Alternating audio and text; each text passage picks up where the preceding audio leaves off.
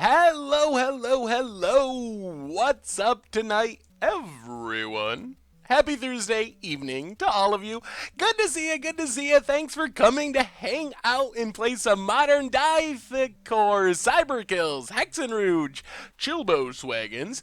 I'm gonna see Dark Puka, Verma MX, Hulkin Yielding, Unseat Spectre. How goes it this evening, everyone? I'm actually really excited to play this deck. It looks really sweet. It's got so many cool cards. It's got Siege Rhinos and Blood. I almost said Blood Rhinos, Blood Raid Elves, a bunch of charms and commands and horrible mana. It's basically everything that you want in a stream deck. We're probably going to lose to ourselves a lot, but hopefully we do some really cool cascadey things, play some really powerful stuff of all colors in the Magic world. King Skalki, Orcish Veteran, Sammy, how goes it this evening? Oga Tsunami, Q Palumo, what's up, everyone? Yeah, the deck is going to be sweet. So I know some people were like, oh, it doesn't have enough charms, but you gotta judge it based on the format it's in. And having Abzan Charm, Sultai Charm, 4 Jeskai Charms, 4 Kolaghan's Command, which basically Honorary Charm, that is about 1,000 times more charms than any other deck in Modern. So I think that Lucky Charms is a safe name, and that doesn't even include Damoka's Command, Jun Charm in the sideboard. So we do have a lot of charms based on the Modern format. Brew 182, yes, I hope we don't end up with a 1-4. Oh, I forgot to reset the record from last time. Oh, man. Oh, Soulflare Surprise. That was a rough one on Tuesday. It finally surprised us by winning 1 round, so I guess the name's correct. Clear Cat, welcome to the Fishbowl. Thank you for your subscription. Big scoop cheer for our new subscriber. Yeah, Blood Moon is absolutely brutal. We do have some basics and Birds of Paradise, but no fetches to find them, so I feel like we'll talk about the deck in a minute. We should do our reminders and all that stuff. The mana base is what scares me most about this deck. Fearless Joe 20 for the 16th month in a row. Yeah, I hope you get to Fiery Justice Death Shadow too. That does sound pretty sweet. Welcome to the Fishbowl. Thank you for your subscription. Big scoops here for our new subscriber. We should just type Charm in here. Let's type in Charm. We can have some fun with this one. I know people want to see all the charms. Maybe the person... So this... Alright, let's do the reminders and then we'll talk about all this stuff. There is a lot of stuff we can talk about with that. So, Sivo, welcome to the Fishbowl. Thank you for your subscription. Big soup cheer for you. Hey, I'm doing well, Chesapeake 64, how are you? And Jiviseth, good to see you, good to see you. So let's do reminders, and we can talk about this crazy deck. So first off, Replay YouTube, that's where you can all find all the old streams, including this one in the future. The normal YouTube had some sweet Jace Tribal against the odds action, if you missed any of that, so check that out. Also, double Mucha Brew coming up this weekend, playing 2 different Goblin decks. One's going up Saturday night, one's going up the normal time on Sunday night, so keep an eye out for all of those. Gonna be super excited. I'm super excited to show off at least one of the 2 decks. Big Swan, welcome to the Fishbowl. Big soups here for our new subscriber. Thank you, thank you, thank you. And of course, merch page, token t-shirts, playmats, all that sweet stuff. Keep an eye out for that if you're looking for a way to support the stream and the channel and the site. And donations, of course, available down below. Certainly not required, but always appreciated. $2 or more gets your message read on stream. What's up, Average Toaster? How goes it tonight? All right, so let's talk about this deck. Charm. We can see what other charms exist. So this is a deck from Magic League, which, if you're not familiar, is tied to like Cockatrice and the other like pseudo not supported weird online programs, but it's a league that's run through there, and it's posted 2 top 8s in the last week on Magic League from D Shitty is the name of the person, who has built some decks I've really liked in the past. If you remember, like on Mucha Brew, we played Mono White Devotion with Border Post, Mono Blue Devotion with Border Post. Those are both decks that came from D Shitty. What's the other one? There was another one too. Mono White Tron was one of their decks, so built some really sweet decks. So Anyway, the idea of this deck is basically to play a lot of multicolor stuff, and playing multicolor stuff lets us take advantage of Pillar of the Perrunes as a good way to fix our mana. Adds a mana of any color, but can only be used to cast multicolored spells. Apart from our Birds of Paradise, every single spell in our deck is multicolor, so we're supporting our Pillar of the Perrunes. The deck itself, we have birds to just ramp into our stuff. The big hitters are Bloodbraid Elf and Siege Rhino in the 4-drop slot. Bloodbraid Elf, gonna cascade hopefully into some crazy 3-drop. So we get a Mantis Rider, which is just so much damage. Hasty Bloodbraid Elf, Hasty Mantis Rider. We can hit a Jeskai Charm to get rid of a creature, deal damage to our opponent, give our creatures lifelink to swing the race against burn. Sultai Charm can do some looting, destroy an artifact or enchantment, destroy a monocolored creature. Abzan Charm gets rid of a big creature, can pump a creature, can draw us cards. Kolaghan's Command gets back our Bloodbraid Elves, our Siege Rhinos to spin the wheel all over again, keep going. One Geist to Saint Traft. In the 2-drop slot, we got Voice of Resurgence just to kind of clog up the ground. Tide Owl Scholar to pick apart our opponent's hand. Coiling Oracle, good value with Kolaghan's Command, something to get back and generate card advantage. Lightning Helix is our main removal spell, along with all of our charms. I mean, all of our charms have some type of removal, like situational removal attached to them. As far as the sideboard, Abrupt Decay is Dromoka's Command, so Dromoka's Command is essentially another charm. Qasali Pridemage for artifacts and enchantments. As you can see, everything multicolored for Pillar of the Perrunes. Gaddock Teeg really good against Jace decks. Another Geist for control matchups. Maelstrom Pulse to kill Jaces. Kitchen Finks for aggro. Fiery Justice, hilariously awesome against Death Shadow because it makes our opponent gain life, so we can potentially like kill a Tarmogoyf for something and kill all the Death Shadows by making your opponent gain life. Jund Charm gives us a charm that's basically a Pyroclasm and Graveyard Hate are the two main modes. So this is a super spicy deck. I have no clue if it's going to work. So my concerns with this deck heading into it is the mana is super, it looks super rough. The mana has lots of basics for some reason, considering we're a 5-color deck. Pillar of the Perrunes and Reflecting Pool seem legitimately good. Mana Confluence is a good way to cast our spells, but it can be painful. The Urborg, I'm guessing the idea is it makes our Mana Confluence less painful if we tap it for black mana, but it still looks really weird. Vivid Lands never really see play in real modern decks, but maybe. Like, they enter tapped, which seems really rough in a deck that's kind of wanting to curve out, but they do fix our mana. They do work with Reflecting Pool. So probably my biggest concern is just that the mana is going to be super awful. I don't think we straight up scooped to Blood Moon, but it is really bad. We technically have basics of every color. The problem is, unless we have like a Birds of Paradise, we don't have fetches, so there's no way we can really like fetch out basics to play around Blood Moon. We just gotta hope that we have like our 1 of Swamp, our 2 of Plains in our hand to actually make it work. So I'm definitely, if you have mana-based suggestions for this, I'm all ears, and I am not opposed to making changes before we jump into the league. Like, I would be down with fixing it. So that the thing with the mana base is, I was thinking like, all right, what we do is we cut the Vivid Lands to play some fetch lands and shock lands, but because, like, look at these colored costs. Like, how do you fetch to play birds on turn 1 and still have Jeskai Charm on turn 2? It just doesn't work. Or, like, the mana costs are just so ridiculous that I'm not sure how to make. I consider Gemstone Mine. Gemstone Mine I'm a little worried about because this deck isn't super aggro. It's not like we close out the game that fast. I mean, we can with the right draw, but I feel like we're going to run out of counters on Gemstone Mine really fast. I don't know. Fetch land for shock lands. Hey, what's up, Rosie? How goes it tonight? Fetch lands for shock lands is probably the best bet, but I'm not sure how to make it work. We could add City of Brass, but man, that is painful. That is just brutally painful. So, I don't know. There's not any more pain-free 5-color lands outside of Gemstone Mine unless you have like an artifact for Glimmervoid, which we don't. Oh, goodness. Goodness. As far as the charms, people were asking about other charms we could play. And I think we got the best one. So we have Sultai Charm, we have Jeskai Charm, we have Abzan Charm. Temur Charm is just so situational. I don't think it's very good. Like, the only mode that's, because we got to consider it in the context of Bloodbraid, like hitting off Bloodbraid. The only thing that's maybe sort of good is the fighting, and I don't think that's good enough. We just play Dromoka's command if we wanted the fighting effect, because it does more in more situations. Mardu Charm is, like, okay, but 4 damage isn't always enough to kill things. The warriors aren't that great, so it's basically a duress.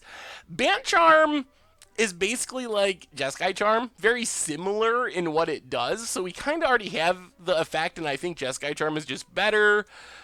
We have Rakdos, we have Jund in the sideboard for graveyards. So we do have Jund. Naya Charm, 3 damage to a creature.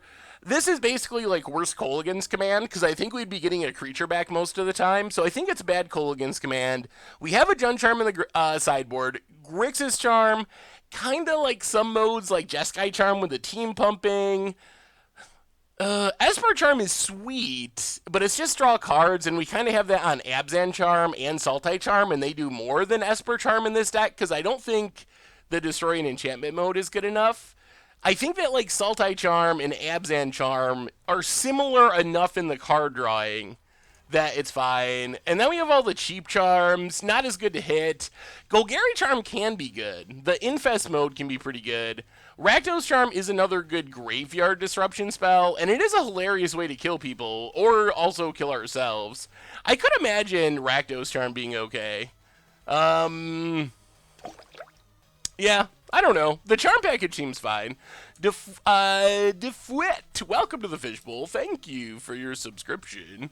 Big scoops here for our new subscriber. The problem I think with Naya Charm is I think it's just bad Kolaghan's command. Like, Kolaghan's command, 1 less damage, gets back a creature from our graveyard, which our deck is basically mostly creatures anyway, plus 2 more modes, and we get to choose 2 instead of 1. So I think Naya Charm is just not as good as Kolaghan's command if we want that effect. Glittering Wish is interesting, but I have no idea how to actually slide it into the deck. Yeah, we'll go to stream mode as soon as we start playing. The Roller Big, welcome to the Fishbowl. Thank you for your subscription. Big soups here for our new subscriber. Maybe we just add in, like, a fetch land. Maybe we go down... I think we're going to take a light touch with the mana base and not go super crazy. I think we just... maybe, like, Windswept Heath. Maybe go down, like, the second Vivid Meadow, which kind of feels weird to have 2 of those, for a Windswept Heath, which can get Forest, can get Plains. Oh, this mana. Apes of Naples, welcome to the Fishbowl. Thank you for your subscription. Big scoops here for our new subscriber. And then I'd want to add a couple shocks, but... I don't know what to cut to add shocks. Probably Urborg. I don't really like the Urborg. So we can get white and green basics for Bloodmoon, which means we need we need red and black. Oh my god. Oh, my brain hurts. This is way too hard. Not Blood Crypt. Green Sacred Foundry, maybe? Yeah, let's add 1 Sacred Foundry. Not Gatecrash. Alright, there's the originals. Maybe like that? That's a very tiny change, but I think it makes the mana ever so slightly better. Maybe we go down 1... maybe we go down 1 Forest, too. Go 2 Forests for a second Windswept Heath. I think this improves the mana. Yeah, I know. We're going to take pain off of our... Hey, thank you for the cheer. We're going to take pain off of the... Yeah, I guess we can go down the extra planes. If we're going to play Windswept Heath, it can just get the planes. And it can also get red mana, white mana, green mana. Is there a way we can make it get blue and black mana without absolutely destroying our mana base? I don't know if we really can. Cutting the Vivids, though, I feel like some number of Vivids might be necessary to cast our stuff. Too many basics. I mean, I guess we could go down another Forest for maybe just play the full playset of Windswept Heath. Or I guess we could also play Windswept Heath. What is Swamp? Fetch green. Do I have a Verdant Catacombs?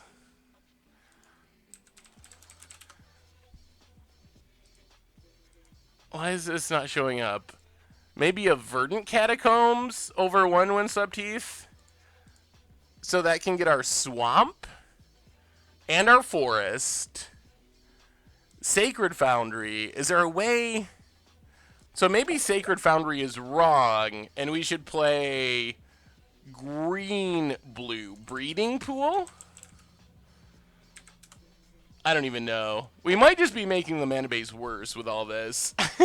Balconator, welcome to the Fishbowl. Thank you for your subscription. Big Scoops here for our new subscriber. Exotic Orchard isn't very good because it depends on our opponent's lands. We're just gonna, let's try it like this. Let's try it like this, see what happens. I think we might have improved the mana base slightly.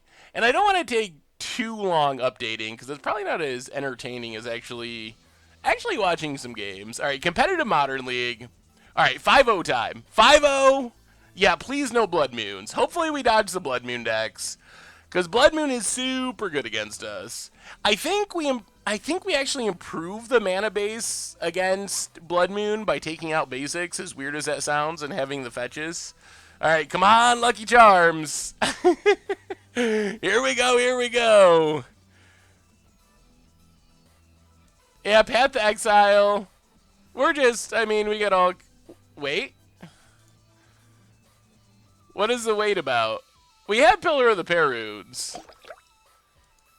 Chris, welcome to the Fishbowl. Thank you for your subscription. And Selfkin, welcome you as well. 6 months in a row. Big Scoops here for our re-subscribers. Are we good to go? What was the wait about? All right, we're going. We're going. What's up, Razorker? Ziggurat is rough with our charms, because we actually can't use it to cast the charms. If we were playing all creatures, Ziggurat would be good. Yeah, let's avoid Blood Moon decks. I am very on board. We do have Reflecting Pool. We do have Pillar of the Perunes. Ugh, alright. Alright. 5-0 with Mono Red Goblins. How was the deck? Did you feel like it was out of luck, or was it consistent? I think the Goblin deck is actually really consistent. I think that deck's good. And videos are coming. We have a 2-parter for Much Brew this weekend. One on Saturday night, one on Sunday night. So keep your eyes open. for some sweet double up Much Brew action. We do have Enchantment Hate, so it's not like we... Oh! Wow! This is an amazingly functional hand. Wow, we can cast everything! This is the greatest feeling. Our deck is literally going to be able to cast all of its spells. I think. Green, white. I guess we can't cast Kolaghan's Command right now, but still, that's pretty close to being good. Yeah, you're right. We can't cast Kolaghan's Command because we're gonna have to fetch a Plains. So a basic Plains, Breeding Pool, so we can cast 2 Voice of Resurgences and have a Jeskai Charm. And hopefully we find another 5-color source or something for Kolaghan's Command. I can't update the deck list easily, so I think we're going to just leave the incorrect lands on there. I have to, like, regenerate the whole overlay, and it's hard and kind of clunky to do midstream, especially since I don't even have the deck list in Goldfish right now, the updated version. Do we have... I don't think we have Sacred Foundry. Yeah, maybe we should have kept Sacred Foundry. I wanted a land we could fetch with the Verdant Catacombs, but... I don't know how to do that, awesome dude. I probably should have looked into that. I don't actually know how to do that. Opponent's going to 5. Yeah, Mulls to 5, turn 1 Blood Moon. And we scoop it up.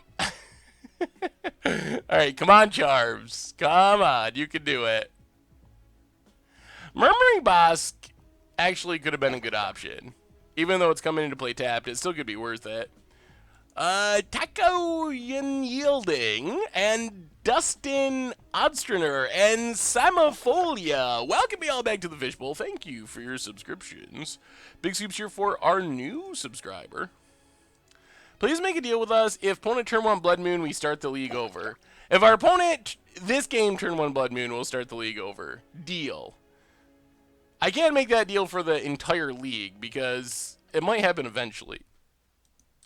Yeah, we don't actually have the mana for Kolaghan's Command yet. Green-red Ponza Spice. Ooh. Hour of Devastation. That is kind of spicy. Magus of the Moon. That looks like a pretty good Ponza list, Baker. I approve. Taking White Black Panharmonicon Vampires to my F&M tomorrow. Why can I not pull that up? Any changes or suggestions? Alright, Ponent Vern Catacombs. Probably going to hit us with discard. We have a new subscriber. Chimney Joe, welcome to the Fishbowl. Thank you for your subscription. Big scoops here for our new subscriber. Yeah, Solemnity deck was on my short list of decks to play for this last one, so it's very near the top of the list of decks that I want to play for the next one. And it would probably be Solemnity, Phyrexian Unlife, Zur. I don't know about maybe Kitchen Finxes and Geralf Messengers. Messenger's so hard to cast. Armor911 for the 7th month in a row says 7 months of great entertainment. Keep up the great work. Thank you so much. Welcome back to the Fishbowl. Big soups here for our new subscriber. Did you see the list called Jank Tank on Reddit a while ago? I did not see Jank Tank. Alright, Windswept Heath, crack it. Get a Plains, one of our 2 basic lands. Play Voice Resurgence, pass the turn. I think last time I checked, Blood Sun was winning next week's Against the Odds poll. Merceri, welcome to the Fishbowl. Thank you for your subscription. Big scoops here for our new subscriber. Is this Jun Death Shadow? Oh man, all the discards. All the discards. Would you look into No Rest for the Wicked for Against the Odd? It works really well in a Sacrifice Shell. Ooh. Is that like return all creatures that died to your hand or something? Something along those lines? What are your thoughts on a Toon plus Ether Hub in Modern? Works well for me. I could see that working well in some situations. MTGO Spain, welcome to the Fishbowl. Thank you for your subscription. Big soups here for our new subscriber. Verimint coming through with the Blood Sun list.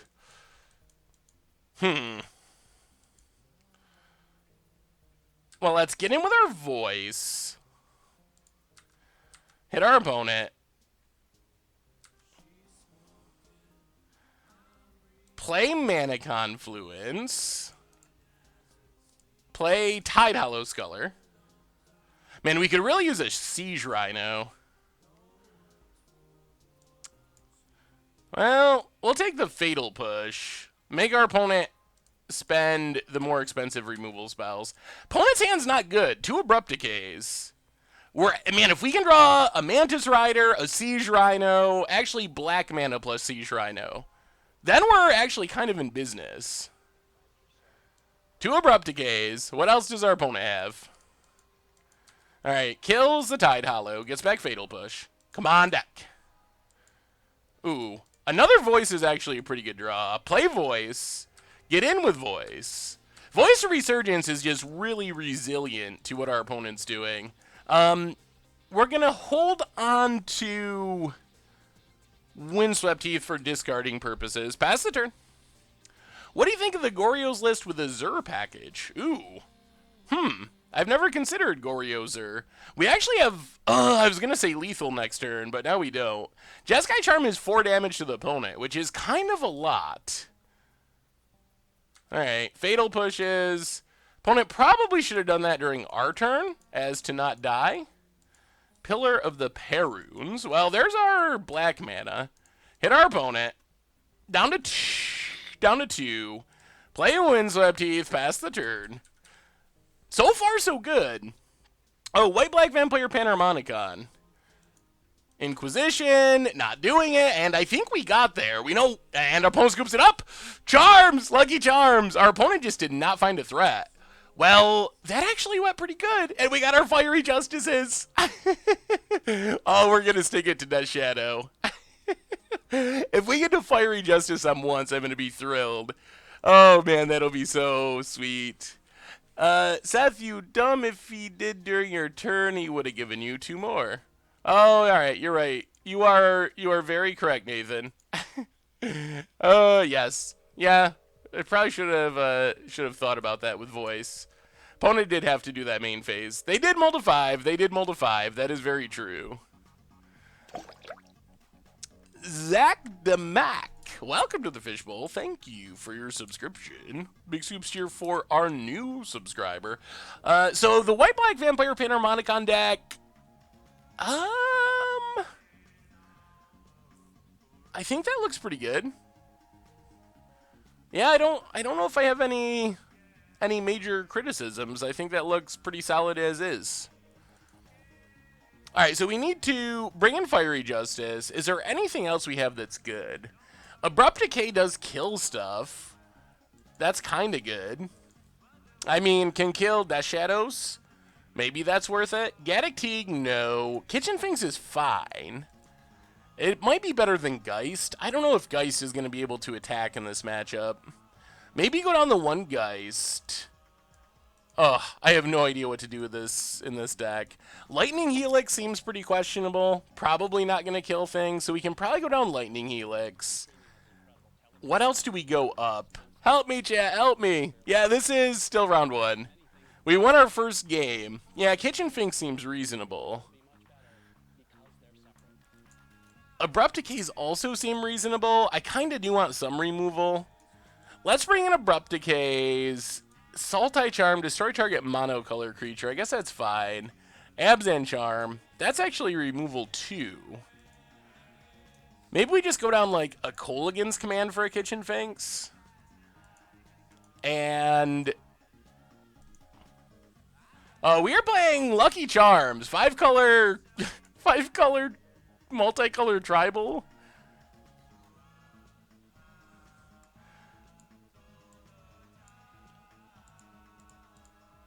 And Maelstrom Pulse is fine too.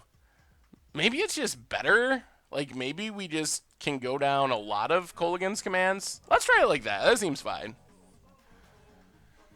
Yes, color maybe is not good enough. It is nice to be able to pick apart our opponent's hand though. What do you think of Bloodbraid in a slightly different way? Ooh. That link wasn't easy to click on. All right. Ugh. Our mana base is kind of punishing us. Reflecting Pool. Can't cast Birds of Paradise. I think we just got a mulligan. All right. Okay. Mana, bad. Voice is good. Or do we need mana that can let us cast Mantis Rider? So this gets blue. We need a 5-color land, basically. Yeah, I think we gotta put... Oh boy, this mana.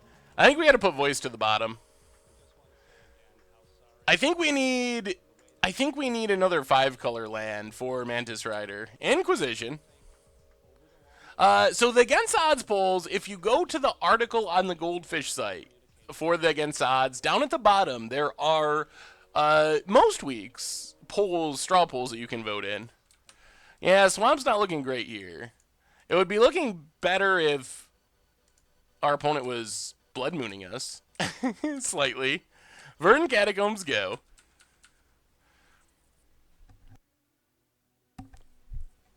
Thoughtseize. Oh, so much discard. Can Ether Vial be good in Aristocrats, getting smoked by counter magic a lot?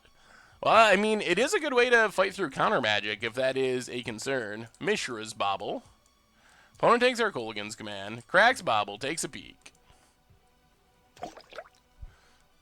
Huge Elf Boy for the 3rd month in a row. Welcome back to the Fishbowl. Thank you for your subscription. Big Soups here for our new subscriber. Yeah, our opponent has just picked apart our hand. I guess that's a reason to keep Kolaghan's Command, is just so we can actually cast our stuff. We'll grab our Breeding Pool. Come on, 5-color land. Opponent gets to draw. That's a 5-color land. So play Reflecting Pool. Pass the turn. So we do get to Mantis Rider next turn, which seems reasonable-ish. Opponent cycles. I feel like we're going to have to draw Siege Rhinos. Siege Rhinos and Bloodbraid Elves. I think that's what we need. Can you check out my Abzan value deck? Loop Gonti and Chupacabra. Been going 4-1 In leagues? Ooh, yeah, send me a link, Jay Welsh. That sounds pretty fun. Is this a draft deck? Not exactly, but kinda. Don't you always follow the results of the vote for which deck to play? That makes it... Well, it's literally strawpoll.com, or strawpoll.me or whatever. So it's literally from the website Strawpoll. But I do follow the results, unless there's like a moto bug or something. I mean, I guess we just go for it. Opponent can probably kill it, but... Mantis Rider, number 1. I'm expecting Crack This and Fatal Push or something.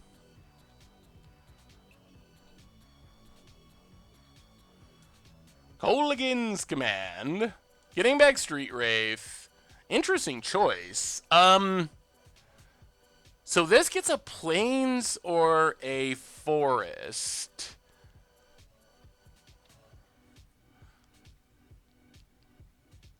I guess we have black mana anyway. What do we discard? Yes, revisiting and going through... Oh, this Masterpiece was throwing me off. I was thinking it was a Wooded Foothills. I don't know if this even matters. Yeah, I guess we'll discard the Swamp. We do get to hit our opponent, and their life total is going to be pretty low if they're cycling the Street Wraith. Yeah, updating old budget magics for Modern is definitely on my list. We started it a little bit, but we still have a ways to go to finish it. Going to GP Modern, do you think that Burn is good in a field of Jaces? Yes, Burn is traditionally one of the better answers to Jace. Ugh, more Inquisitions. Come on, live. Live, Mantis Rider. We need you to live. Opponent cracks, draws a card. Siege Rhino? One time? Well, please, more than one time. Alright. Well, Windswept Heath. Get him with Mantis Rider. We're like a Bloodbraid Elf or Siege Rhino away from closing this out, hopefully. The Charms are just good value plays. Opponent. Alright, come on deck. Come on deck. Bloodbraid Elf, Siege Rhino. Kubras, welcome to the Fishbowl. Thank you for your subscription. Big soups here for our new subscriber. Alright, grab the planes. Come on. Come on, deck. Come on. Come on.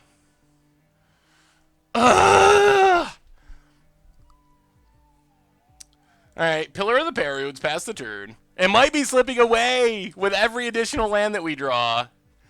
Oh, no. That is a bad time to just keep drawing lands. They have 2 dash... Oh, my goodness. Oh, wow.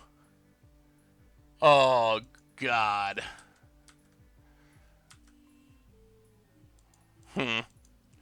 Alright, well, that's bad news. Yeah, we're probably dead.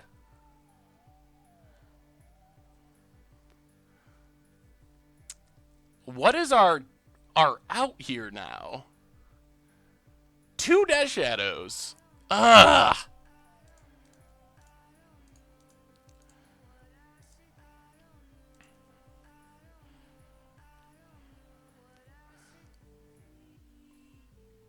Man. Oh, disappointing. Disappointing. Yeah, I'm not sure how our opponent... They must have just drew both of them in a row, because their life total was low. I'm not sure why they wouldn't have been playing their Million Death Shadows earlier, so I'm pretty sure they just top-deck them. Opponent. More Death Shadows. Yep. And I don't think there's a card that saves us in our deck. I don't think it exists. Hilariously, Jeskai Charm is 1 point of damage away. 1 point of damage. Spam Dude, welcome to the Fishbowl. Thank you for your subscription. Big soups here for our new subscriber. And yeah, this does it with the Liliana out. I mean, they're going to take up Liliana, which, yeah, forces us to use Jeskai Charm.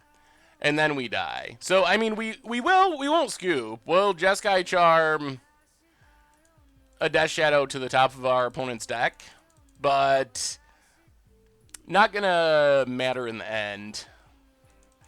Well, we were on the mulligan that game, and our opponent did a good job drawing Death Shadows. I mean, technically we're not dead. Alright, we're dead. Fair enough. Fair enough. Oh, that was brutal. Mantis Rider wasn't enough damage, right? Mantis Rider is only 3? Ooh. Abzan value looks pretty sweet. Hidden Stockpile. Good way to sacrifice stuff. That does look like there's a lot of value in there. Fiery Justice. Yeah, I guess that's true. Well, no. Was it an out? I don't think it was really an out, was it?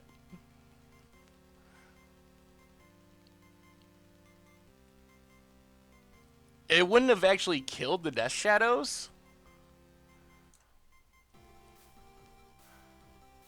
I mean, we have a Pulse. I don't know if we can go down more stuff. Kill Shadow, kinda kill Shadow, kill Shadow, kill Shadow. I don't really know if we can go down all the... I don't know if we can cut more Kolaghan's commands. Our opponent has so much discard that the ability to like get back our stuff from the graveyard seems really good. I actually would like to have more... Maybe Maelstrom Pulse is just not... Maybe we should just have more Kolaghan's commands. I mean, in theory, Fiery Justice, Abrupt Decays, Abzan Charm, and Sultai Charm all kill Death Shadow, and Jeskai Charm can do it temporarily. Should this deck have Reflector Mage? I have no idea. Maybe. I have no idea what this deck should have, in all honesty. It is pretty crazy. Fiery Justice is like the only reason Fiery Justice is in our deck is to play against Death Shadow. Or like the primary reason. So if we're not playing Fiery Justice in this matchup, then we probably should just not have it in the deck. That's like the tech to kill Death Shadows. Hey, welcome, Apradislax. Good to see ya. I mean, maybe we could go down Tidehollow. Oh, I don't know. Maybe we just keep it like this. Yeah, I mean, it's great, but what are we... All right, we'll go up one Pulse over one Tidehollow's color. We'll try it like that. Seamart, welcome to the Fishbowl. Thank you for your subscription. Big Scoops here for our new subscriber. I mean, this hand's not bad. We'll see if it's... We'll see. See how much we get torn apart by discard. Let's play Windswept Heath. Pass the turn. Unfortunately, our mana's a little bit awkward. Yeah, this is still match 1. So this Windswept Heath can get Plains, can get Forest, and can get Breeding Pool. All of those cards help us cast... Well, most of those cards help us cast non-voice stuff. Dreadbar, welcome to the Fishbowl. Thank you for your subscription. Big Scoops here for our new subscriber. I mean, the fetches are basically over basic lands, and they get basic lands. Yeah, there's no Temple Garden in this deck. I mean, there's tons of things you could potentially do with the mana base, but it would require more rebuilding than we could do in 5 minutes at the start of the stream. The mana base is definitely the sketchiest part of this deck, and I feel like our changes improved it, but I'm not sure to what extent. Opponent gets to draw. Oh, this mana. The mana is truly horrible. Play a land, pass the turn. Yeah, I mean, the mana was pretty questionable. Definitely by far the most questionable part of the deck.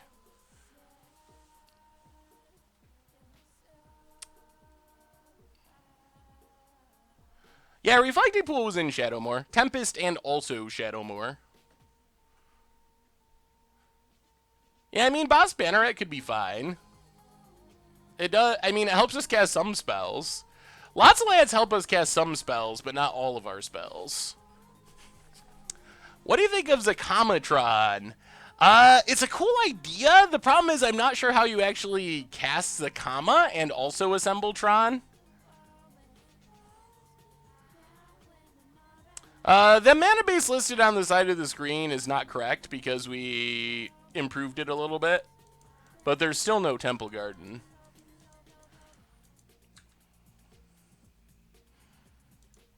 Mantis Rider. So we can get a Plains and cast Kitchen Fangs. And that sets us up for Siege Rhino if we draw any land. We can get a Breeding Pool and cast Kitchen Fangs. And...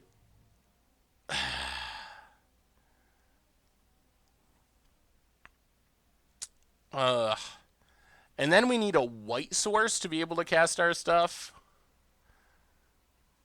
We can get a forest, but then we might as well get Breeding Pool. Yeah, I mean, the problem with the Zakamatron plan, I think, is we didn't have the ability to cast Voice. Because the mana base.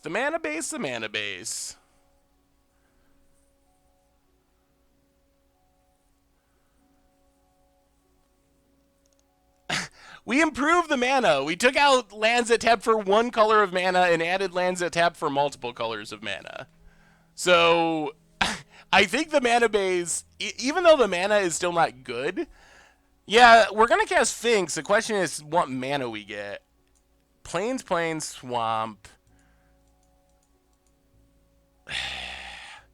I guess it's Plains? I guess? We took out a 1 Vivid Land.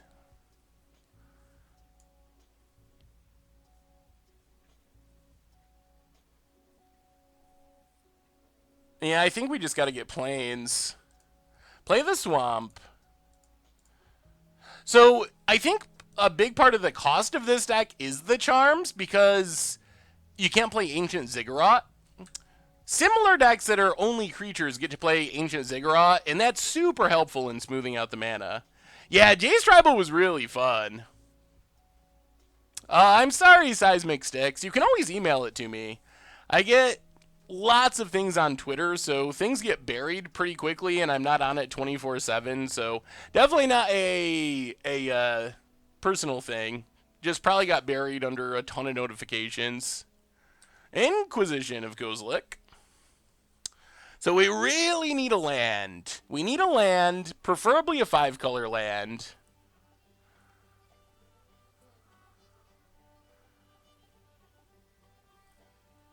Yeah, everything about the mana base is pretty sketchy. We have Mana Confluence. The problem with playing City of Brass and Mana Confluence is it's really easy to just lose to yourself if you play 8 Pain lands. How do you feel about Pillar of the Perunes over Reflecting Pool and or some Vivid lands? We have Pillar of the Perunes. We do have Pillar in there. Bonabazes. Land? Ugh! Oh, this is really frustrating. Get in with Kitchen Fangs. We need a Pillar of the Perunes, a Mana Confluence. I feel like we might just be losing to ourselves here. I feel like that might be where we're at. The initial deck did have Urborg. That's one of the cards we took out. Varen Variant, welcome to the Fishbowl. Opponent gets the Bloodbraid Elf. Thank you for your subscription. Big Soups here for our new subscriber. If we draw a land here, I think we still just win. Like, we're in that good of shape. Come on, Dak. One time. Just a 5-color land off the top. Altar Boy, welcome to the Fishbowl. Thank you for your subscription. Big Soups here for our new subscriber. Not happening, not happening. We're even playing 23 lands, which is roughly an absurdly high number of lands for... I mean, I guess it's not absurdly high, but we're not skimping on lands. Oh, boy. This deck. We're 2 colors of mana away from casting Mantis Rider.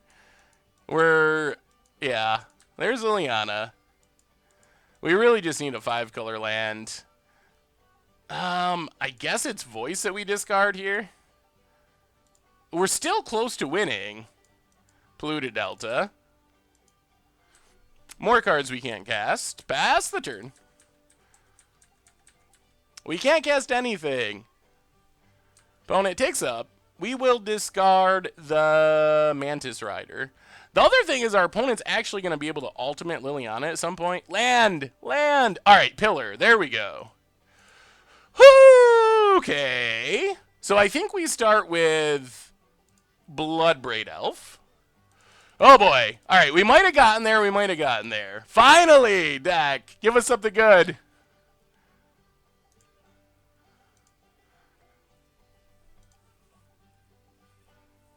Yeah, we're going to cast that. And try to kill this Liliana. Opponent does gain some life, but getting rid of Liliana is nice. Also gets them, well, I guess not really, out of Death Shadow range. We might be good, we might be good. Aether Vial is a little questionable in this build because of all the charms. If we had more creatures, we might actually be okay now. Birds of Paradise. Yeah, let's just Rhino.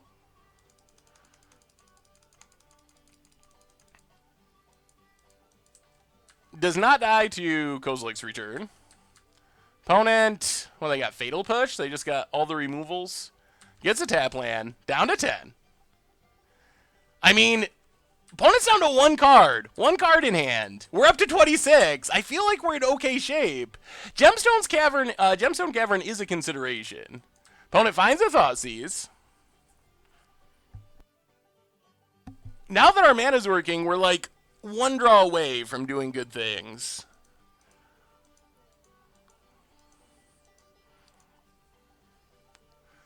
I mean, I assume our opponent takes Mantis Rider, unless they just have another removal spell. If every fetch could fetch for 5 colors, it would actually make the game a lot worse. It would make our deck a lot better. Yeah, they take Mantis Rider. Now our deck just loves giving us lands. Well, play Birds of Paradise. Play Pillar. Pass the turn. Now we don't want lands, and we're going to draw them all. I mean, technically we could runner Jeskai Charms. 1 more Jeskai Charm would do it. Bloodbraid's good. Elf is good. Ah, ha, ha, ha, ha, ha. Okay, that is a good draw. We call that one a good draw. Let's Bloodbraid Elf. Cascade into Coiling Oracle. Not bad, not bad. We get Birds of Paradise. Get in with Bloodbraid Elf. Hit our opponent. Down to 5. We got lethal next turn. Are we doing it after that rough start? That job, man. Welcome to the Fishbowl. Thank you for your subscription. Big Soups here for our new subscriber. What's our opponent got? What do they got? What do they got? Bloodbraid. Cascades into Death's Shadow. Are we going to end up 1 point of damage short again? Vern, oh, crack it. Crack it.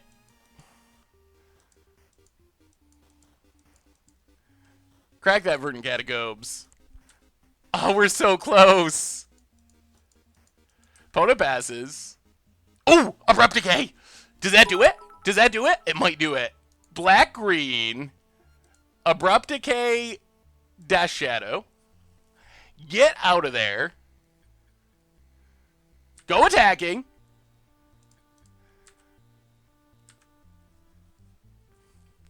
Are we stealing it? Opponent blocks. Drops to... Come on. Alright. Well, we're doing it right now. Blue, red, white. Jeskai Charm. And our post scoops it up! We got there! We got there! I was holding onto the bird as a buffer against Kolaghan's Command and Liliana's. Yeah. It's really... I made that mistake. I don't know what I was recording. I think it's next week's Budget Magic.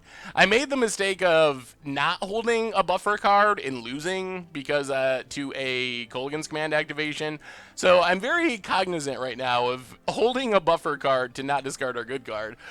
Taking down Death Shadow. Lucky Charms. Lucky Charms. We were... we fought through our mana base. We fought through the mana.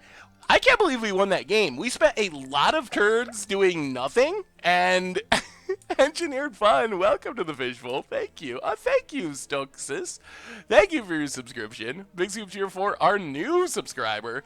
We spent a lot of turns doing nothing because we could not cast a single spell. I am 100% on board with the mana base being mad and the mana base needing a lot of work. So if you're thinking of picking up and trying this deck, my biggest advice would be give a shot at improving the mana. Like, I'm not sold on basically anything in the mana base outside of Pillar of the Perrunes and Reflecting Pool, and probably Mana Confluence, but the other half of the lands in the deck definitely could be replaced. Jeskai Charm has more value in our deck that isn't just about burning our opponent out, with the ability to, first off, gain a bunch of life and pump our creatures, but also is like a removal spell that also fizzles the draw step. Putting a creature on top of our opponent's deck is actually pretty good. Also hilarious to do with our own Bloodbraid Elf. We can put our own Bloodbraid on top and cascade again. We will be talking about a ton of stuff on the next podcast, I'm sure. The problem was Richard has been out of the country for the last almost 2 weeks. He got back yesterday. So we had to pre-record the podcast because Richard was out of the country and didn't have internet access. But he's back. We'll be back to normal for the next podcast. Also, Masters 25 spoilers start next week. I'm excited for it. Ooh. This is strangely good mana. 2 lands that produce mana of any color. And our swamp, which is a little sad, but we can deal with that. We only need one more land for Mantis Rider. We have Sultai Charm. This actually looks pretty good. The non-5 color land should probably just be fetches and shocks of all colors. Yeah, that might be the way to go. Although, even that's awkward to get all the colors right for... Because we really do have 5 different colors, and we often want it on... Huh. Okay. Oh, Boggles. It's Boggles. Well, let's play a Vivid Grove, pass the turn. Not sure how the beating of Boggles goes. Murmuring Brosk is a good option. We can't change our deck during our league. Once you start a league, your deck is locked in. I don't know if we can even beat Boggles after sideboarding. Well, that's our opponent got. Ethereal Armor. Well, at least our opponent's only got 1 mana. That's a little something in our favor. All the Kolaghan's commands that do all the nothing. Well, play Reflecting Pool. Pass the turn. Yeah, Crackly Doom actually would be a great answer. We'll have to look. I'm not sure. Maybe there's more in the sideboard than I thought. Turn 1 Sacred Cat. What's up? Good to see you this evening. Ugh. Come on, no. No, Daybreak Coronet, please. Yeah, Dryad Arbor. Thankfully on Magic Online, Dryad Arbor will be up with the creatures, not hiding back in the lands. Yes, the From the Vault Dryad Arbor controversy. There's the Daybreak Coronet. Yup. Well, this is actually not horrible because we get to blow out both enchantments here. So opponent hits us down to 10, which isn't good. But we get to untap, play the Swamp. Symmetry, welcome to the Fishbowl. Thank you for your subscription. Big scoops here for our new subscriber. And then we can just Sultai Charm the Ethereal Armor. And that will also get rid of Daybreak Coronet. Jones Josham, welcome to the Fishbowl. Thank you for your subscription. No one expects a Sultai Charm. Big scoops here for you as well. Yeah, this is definitely the correct line to get rid of both of them. Because Daybreak Coronet can only enchant a creature that is already enchanted. So this will make it fall off. And I mean, now we get to start playing Siege Rhinos? I don't know, it's going to depend on what's in our opponent's hand, but we can gain back a bit of life, start doing things. We're out of enchantment removal. Wow! That is the best thing that we could have had happen that turn. Huh? Oh, main phase crack, another Slippery Boggle. Maybe there's a chance. As crazy as that sounds, we might be moving into the realm of having a chance. Ugh. Ugh. Oh. What do we do? What do we do? Thank you for the cheers, Ekis. What's up, Mr. Doggen? Okay.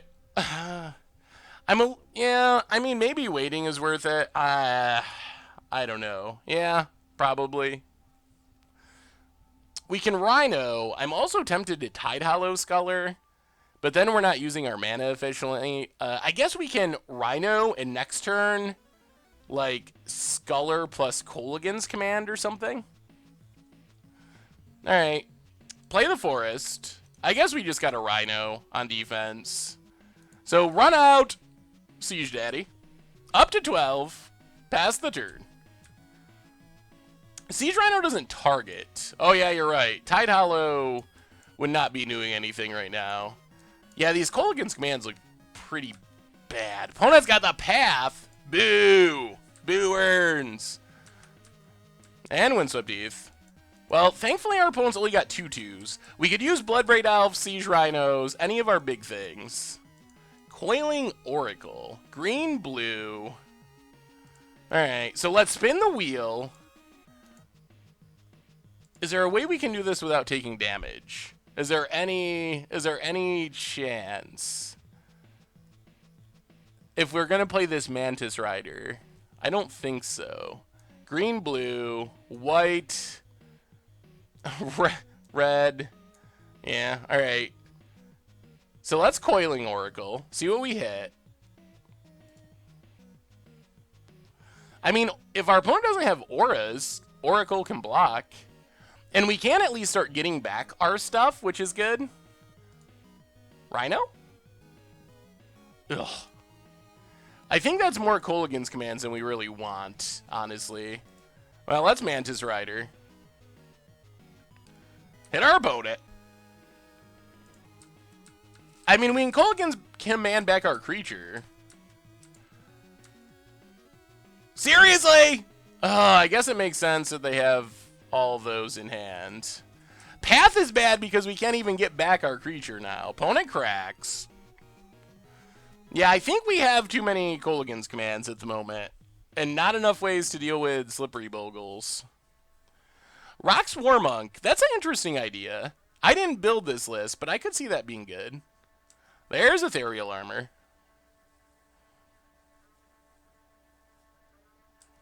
Really? Oh, opponent.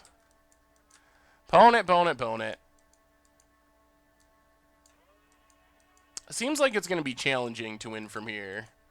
Goes attacking. Kolaghan's Command. Return target creature. Target player discards a card, destroying an artifact. 2 damage to creature or player. So we can kill Boggle. Or do we just have to chump?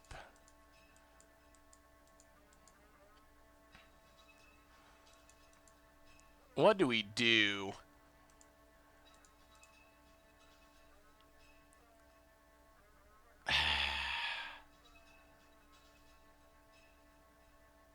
Yeah, I guess we chump. Go to 8. Well, let's Rhino. Still gonna be hard to get through this thing. This mana. White, green, black, whatever. Play Siege Rhino. Gain a bit of life. Play Tide Hollowskuller. Pass the turn. I don't know if there is a way we win this game.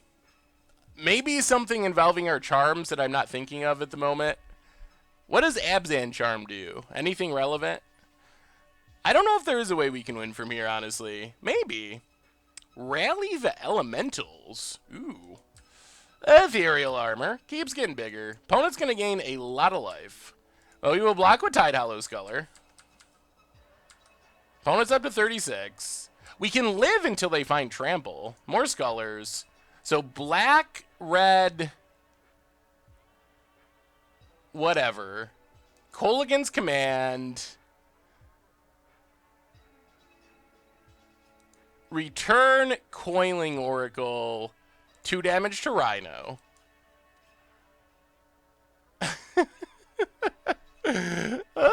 We're not conceding. I always get yelled at for conceding too early. We're not conceding. We're fighting to the bitter end.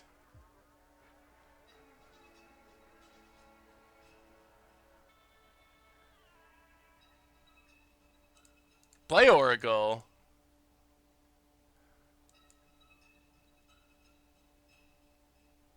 We just need to get such a big board that we can actually effectively block a Slippery Bogle. It seems like a long shot, but you never know, you never know. Yeah, Boggles is a deck that I do not like. It's actually one of my very least favorite decks. And our deck, Boggles drives me crazy because it's got horrible matchups, but if you don't build with Boggles in mind, it's really easy to just lose to it. Opponent passes. Pillar of the Perrunes. Well, let's Tide Hollowskuller. Run it out there. And then we will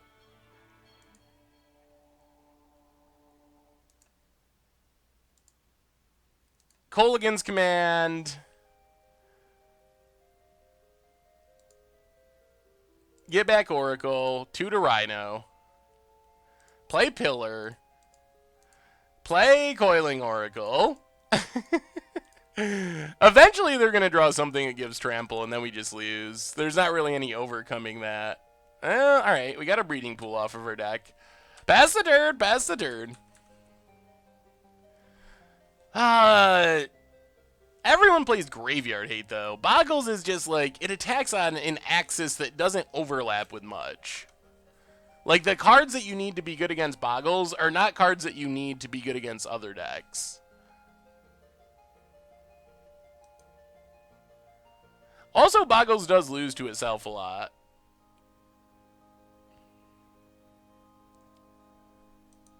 Alright, there's the Rancor. Now we will scoop it up. Not sure why our opponent tanked on the Rancor. Alright, what outs do we have? Well, we get some... Alright, I guess we have some cards. Qasali Pride Mages, Abrupt Decay's Maelstrom Pulses, Dromoka's Commands. And maybe Jund Charm, although I don't know if that's good enough. So we have ways to kill their stuff now.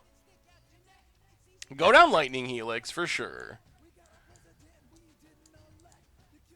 Go down... I still don't know how we actually kill our opponent necessarily. Probably go down like Abzan Charm. Yeah, we want anything that can destroy an enchantment. The card I don't know about is Jun Charm. I don't know if the pseudo Pyroclasm could potentially be good enough. We're playing some Lucky Charms. Jeskai Charm. Jeskai Charm. Yeah, cutting Jeskai Charm. What about Kolaghan's Command? I guess it's actually decent if our opponent doesn't have a ley line. And now we can actually destroy the ley line in a lot of ways. So maybe Jeskai Charm is just the worst of the charms. Jeskai Charm, Jeskai Charm, Jeskai Charm. And yeah, and Pyroclasm only does it if we get it at exactly the right time, which isn't necessarily that easy. Maybe just like a Coiling Oracle or something.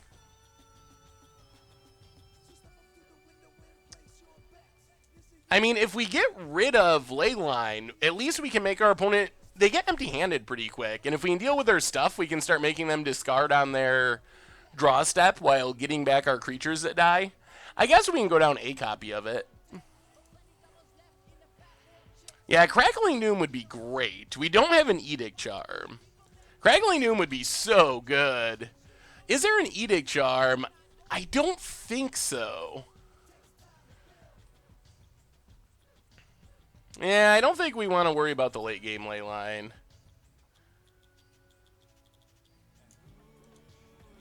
Boggles doesn't get... I mean, yeah. They don't get to 4 mana that much because they're always cracking Horizon Canopies. Let's try it like that. We get to play first. Okay. I mean, this is fine. We got multiple ways to get rid of enchantments, and our mana is amazingly good for once. And Coiling Oracle can potentially find us another land. Oh, we're playing, yeah, Lucky Charms. Basically, multicolor tribal-ish.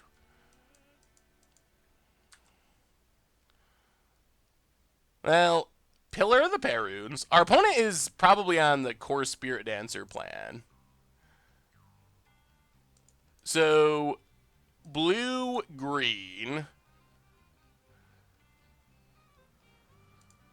We would like to hit a land here. Alright, there's a land. Alright, that's good news. If our opponent's on the Spirit Dancer plan, we can fight it with Coiling Oracle and get them. They gotta have Spirit Dancer. They would. Wow! Did they keep a no creature hand? Wow! That is maybe the greediest thing I've ever seen. Well, let's go aggro.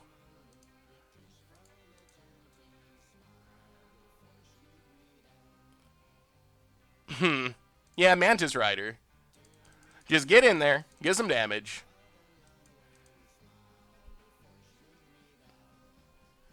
What are the purpose of the charms if you don't have any multicolored matters stuff? Well, we have multicolored matters lands, and the charms are just good hits off of Bloodbraid Elf. A book fell on my head today. I only have my shelf to blame. Oh my goodness. So, recorded Commander Clash last night, and Tomer, which I don't think is a surprise, because he's been talking and tweeting about it, is playing Chair Tribal, and I swear to God, he went to chairpuns.com or something, and he had the worst chair puns. So many of the worst chair puns. There's the Spirit Dancer. So our opponent's going to get to draw a card, and then we're going to kill the Spirit Dancer.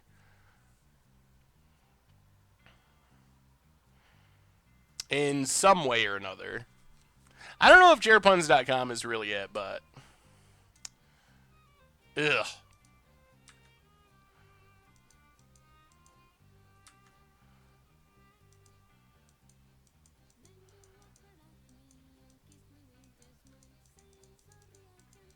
Alright, so, chat. I need your help, chat. I think, it's been a while since I played Dromoka's Command. So, if we play Dromoka's Command and do target player sacks an enchantment, target creature fights a creature we don't control, is that going to work out the way we want? Like, Is our Mantis Rider going to live? They sack the enchantment first, then we fight, and everything is good? Okay. Yeah, I thought that that's what happened, but I wanted to double check. So we're just going to do that then. So target player sacks an enchantment. Target creature you control fights a creature you don't control. Yeah, so opponent sacks an enchantment. Our Mantis Rider fights Core Spirit Dancer. Whew, Dromoka's Command. Dromoka's Command coming through. Get out of here, Core Spirit Dancer, and your Hyena Umbra with ya. Yes, and we will keep attacking. Hit our opponent. Are we gonna beat the Boggles here? I mean, things could still go hilariously wrong at any moment. Windswept Heath. Opponent's passing? That was our only creature? Give us a land for this Bloodbraid. Pillar. Whoo, that's a land. And we will spin the wheel. We will spin the wheel on a Bloodbraid Elf. Actually, that's probably wrong. We might want to save our wheel spin. It's probably better to Siege Rhino. It's so tempting to spin the wheel, but I think it's better to just Siege Rhino. Because we might need a Desperation spin to hit something. Opponent cracks. That was a super good turn. About as good as it gets. Oh man, while I hate losing to Boggles, I do enjoy beating it. It's kind of like Tron, where I hate losing to Tron, but when I actually beat Tron, it feels good. And I think with our hand, yeah, opponent scoops it up. All right, well, our opponent's on the play for game 3. Can we find a way to steal one more against the dreaded Boggles? Whew, we got there. Siege Rhino, yeah. Siege Rhino's still good. I saw at the last GP, and that was before Jace was legal in paper, but one of the best performing Abzan decks was definitely a hardcore Siege Rhino deck. It was not playing on Burial Rites, which made me a little sad, but it was still sweet. This is game 3 of match 2. Yeah, just wait. So the Commander Clash episode, we had to double record because we missed the recording last week. Tom had to work late, so we started the first one at like 8:30, which means we didn't even start the second one until like 11 p.m. So we were playing till like 1 in the morning, and everyone's loopy, and Tomer's chair punting, and oh my goodness, what a game of Commander! What a game of Commander! Yeah, I mean, Geist is probably bad. I don't know. I mean, Geist is a fast clock, but it's not, like, actively good. In match 1, we beat Death Shadow, Traverse Shadow. Naya Zoo. I think Bloodbraid and Naya Zoo is a pretty legit plan.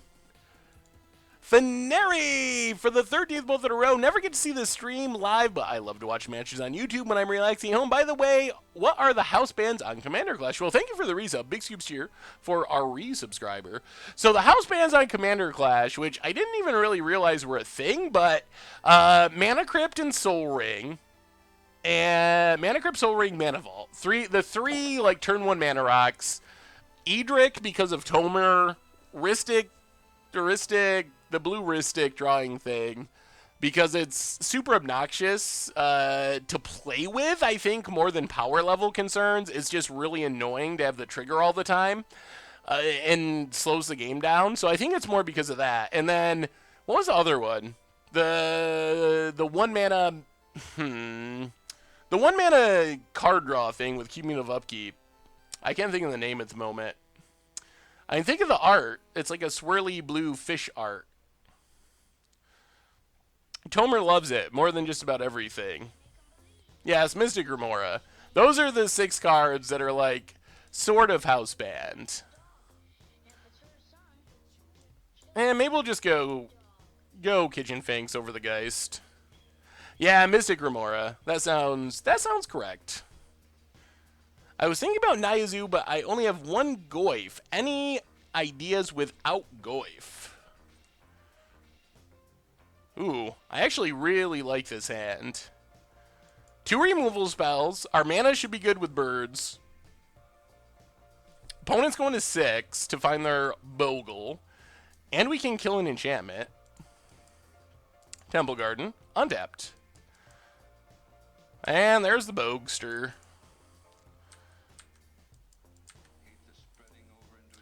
Raiding Pool, untapped. Play Birds of Paradise. Pass the turn? Well, we'll see. We can't kill the Boggle, but we can kill the things that go on the Boggle. Glittering Wish is an interesting idea. To pull stuff from our sideboard. I have no idea how to make it fit, but... You should cherish all the puns, Seth. Why can't I see the rest of that comment? It's the highest form of comedy. Nitpick, welcome to the Fishbowl. Thank you for your subscription. Big scoops here for our new subscriber. Well, we'll see. Umbra 1. And, oh, Rancor. Rancor's actually pretty obnoxious. Opponent gets in. 4-4. Ugh. Okay. Now what? So that turns off our Dromoka's command. I guess we just pillar and... Do we pillar and pass? Do we need to be able to kill an aura here? Yes. All the streams go up on the MTG Goldfish replay YouTube. So you can check out all the old streams there. This one will go up usually the next, like, mid-morning, the next morning. Missed a few streams, finally here. Are the kids going to eat tonight? I hope so, Carl Ketzer. We'll see.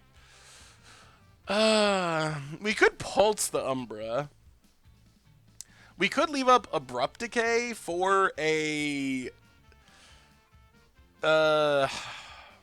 Daybreak Coronet. Rancor's a problem because of Trample. Charm the next turn. Dromoka's command? I think we're just going to hold Abrupt Decay. I think that's the safest play. And then next turn we can, like...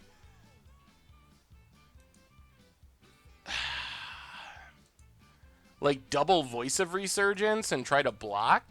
Opponent's only got 2 cards. I guess the only upside of Maelstrom Pulse is we use all of our mana, and next turn we could do something like Voice plus leave up Abrupt Decay. But that's really weak to Daybreak Coronet. I mean, we would blow up the Spider Umbra either way. Yeah, alright. Yeah, I guess you sold me. Use our mana, pulse the Spider Umbra. Oh, I wish we could pulse Slippery Bogle. Yeah, pulse the Umbra. We just gotta try to slog through these enchantments.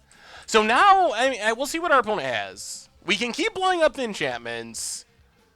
The Trample with Rancor is a huge problem. Boros Charm is really aggressive for what we're trying to do.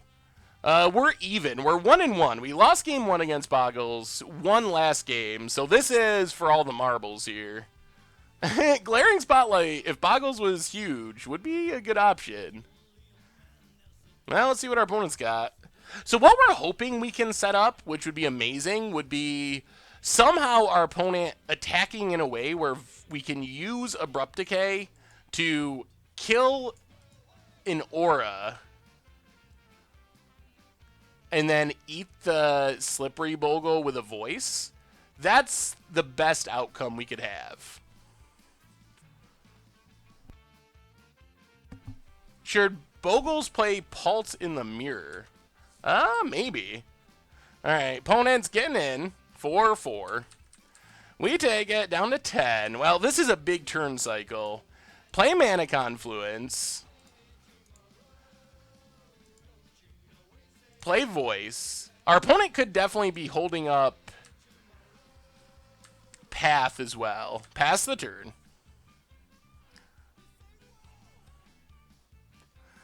So we're hoping they just like tap out for Daybreak Coronet or something.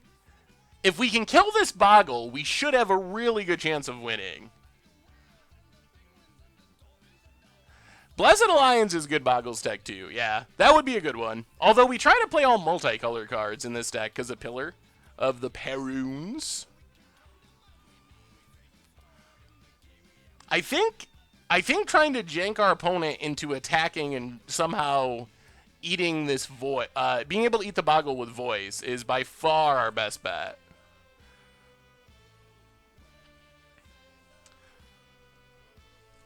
Yeah, we could have tried to do that as well. Go double spells. Well, we'll see. We'll see how this works out. I mean, with only 2 mana, our opponent didn't path end step, so they probably don't have path. Daybreak Coronet is what we're rooting for. If our opponent plays Daybreak Coronet, I think we just win. Love your content, went back and started the Slim Knee deck in Modern. It is low-key good. Thanks. Hey, thank you for the cheer, Uende Embiid. Thank you, thank you. Yeah, I guess that's also true. Yeah, they wouldn't have pathed on our end step. That is correct.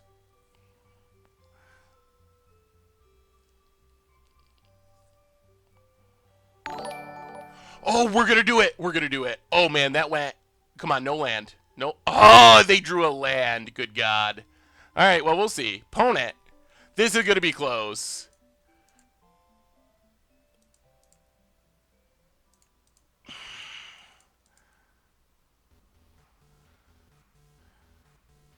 Oh, this doesn't actually kill it, does it? I guess it's still fine. We killed the Spider Umbra. Did we get a new donation, I think? Opponent's only got 1 card in hand. I'm pulling up Streamlabs. I did not miss the donation. I'm pulling it up as we speak. $5 donation from Jungle Fiver. I just broke Moto by trying to put 10,240 copies of Doubling Season onto the battlefield. Oh my goodness, that sounds amazing, Jungle Fiver. Thank you so much for the donation, and that sounds pretty amazing.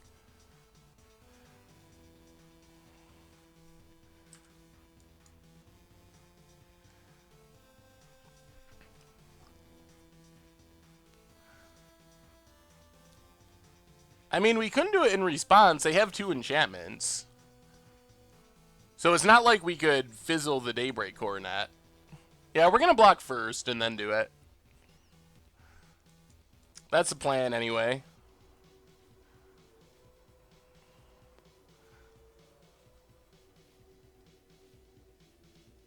Opponent's thinking. They might actually have Path as their last card. Alright, so we block. And then we... Abrupt Decay... Daybreak Coronet. Kill the Spider Umbra. Take a bit of damage. Get a voice token, which is actually going to be pretty big. Yep. Opponent passes. We draw a Rhino.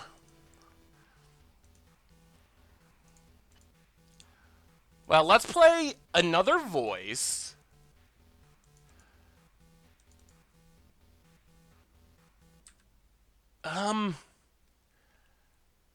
Do we pass? Is that our best bet? Or do we start attacking? We're going to Rhino next turn. Yeah, we're going to hold up command. Yeah, the problem is Rancor keeps coming back from the graveyard. So we can get it, but it returns. So it doesn't actually really get it. Alright, we'll pass. Play defense. On chat's advice.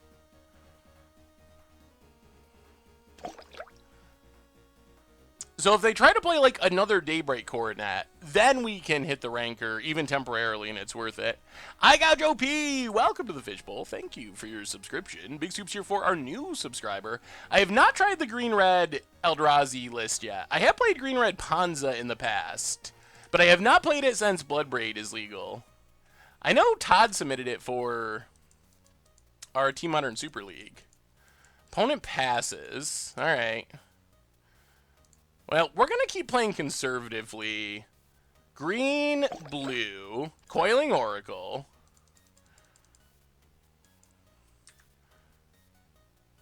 Oh, more Rhinos.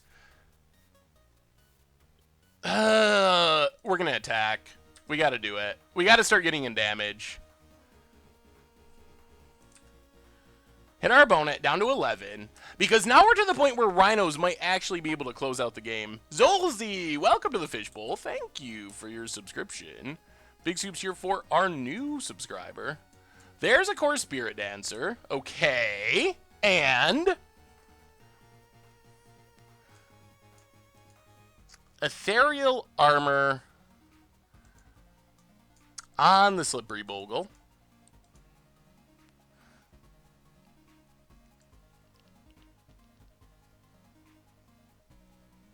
Okay.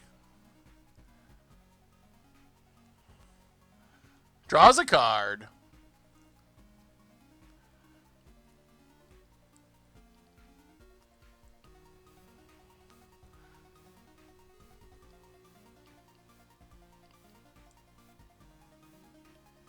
Yep. Temple Garden. Tapped. Alright, what do you got, opponent?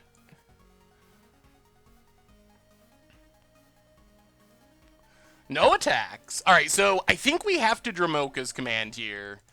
Is there a chance we're going to win this? Dramoka's command. Target player sacks an enchantment.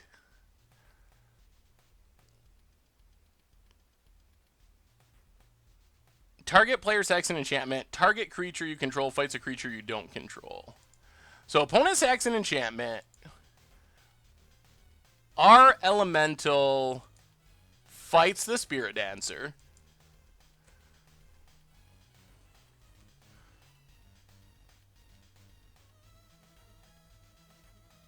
Yep.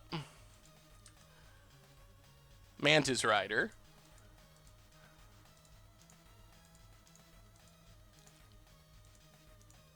White, green, black. Can we force a chump here? Is there any way of forcing a chump? We play birds, we play Mantis Rider. That's 6, 7, 8, 9. Opponent blocks voice.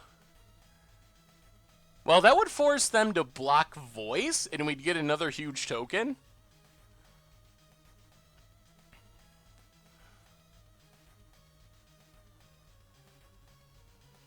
This would hit for 3, and 6 is 9. Opponent couldn't block Coiling Oracle.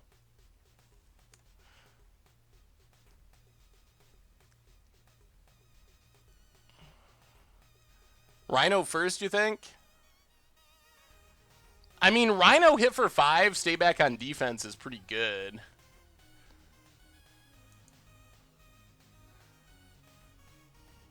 Alright.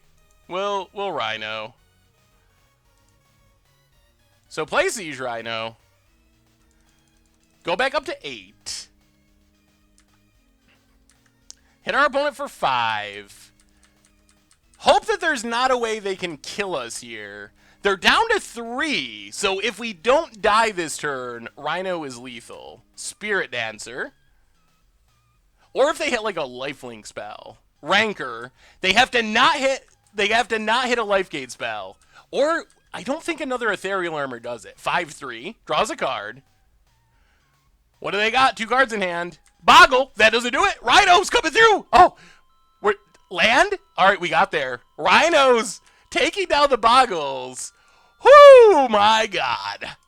Alright, maybe this crazy mana deck actually works a little bit. Boggle seems like a hard matchup, but Siege Rhino. Got him. We got him. Oh, Lord. Lucky Charms. Lucky Charms. Up to 2-0. Oh, this deck. This deck. Our mana is so janky, but we're kind of doing it. Is this Lucky Charms, or has he already played that deck? We're calling this Lucky Charms. This is a list that has it top 8'd. We changed the mana a little bit because the mana was even worse, I think. But this is a list that is top 8'd 2 Magic League events this week from D Shitty, something like that. D Shidai Shitty.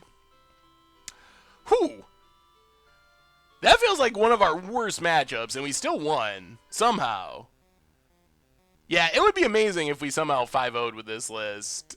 Because you know this one's 20 cards different from anything else. You know it, so you know it's getting published. Yeah, we'll play first. Ooh. Okay, we'll keep this. Our mana's a little weird, but we got Birds of Paradise to smooth things out. And we have a pretty aggressive hand. So Windswept Heath, crack it. Get our breeding pool. Oh, this mana. Play the Birds of Paradise. Pass the turn. Oh, we're playing Lucky Charms. It's Lucky Charms. Do you think this 5-color aggro you played versus Jace against the odds is actually good? I've seen it posting some winning records, so I think it's like at least reasonably good. Ancestral Vision suspended. It's a Rhino. Well, let's just play Birds of Paradise, play Vivid Grove, hope that our birds don't die and we can do something impactful next turn. Yeah, so I think the 5-color zoo deck is at least reasonably good. Opponent. We really would like the birds to live. Electrolyze is absolutely brutal. Another one suspended. And a swamp. Grixis control?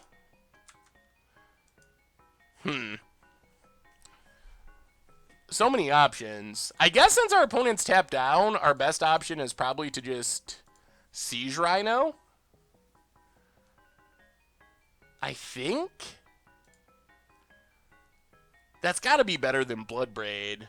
Because Bloodbraid is kind of like naturally somewhat resilient to counter magic because of Cascade. Like a little bit at least. I think Bloodbraid's better next turn when our opponent has counter magic up.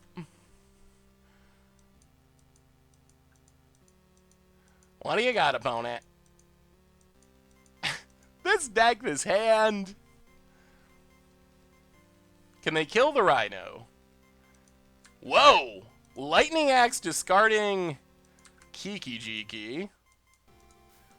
Windswept Heath.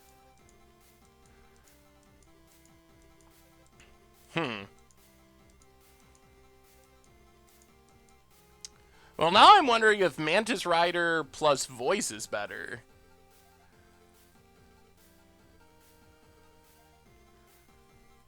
Yeah, I don't know what's going on. I'm worried about these Ancestrals. Sculler Rider? Yeah, I guess Sculler's good.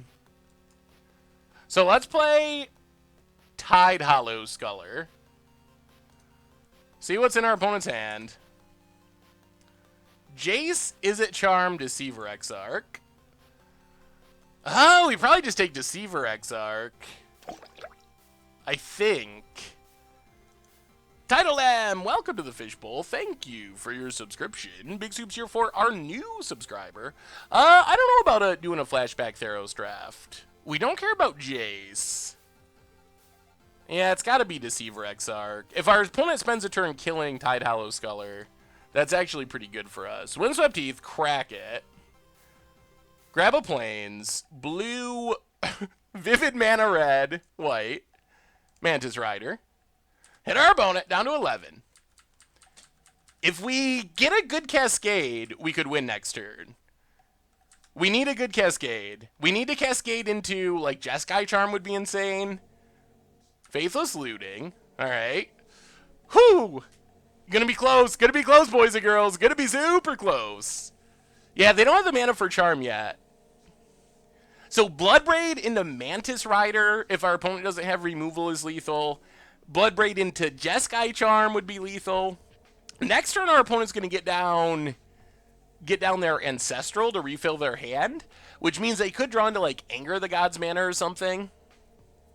Yeah, there's a reasonable amount of lethal hits. Siege Rhino is not lethal on its own. Discards the Charm. Oh, and Agorio's Vengeance. So, last card is Jace. Opponent plays the Jace. Well, let's see what you do, Bloodbraid. Reflecting Pool.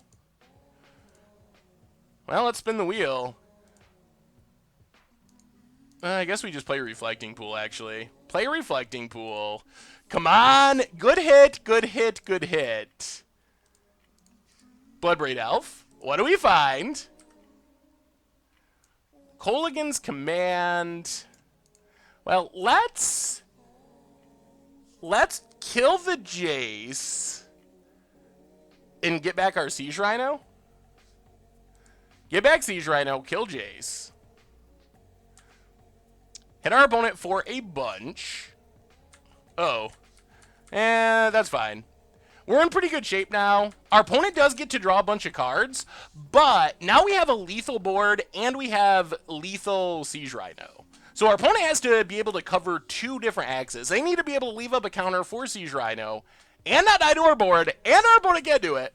We had to send the Bird's message. I didn't want to run out the Voice of Resurgence there anyway because of Anger of the Gods.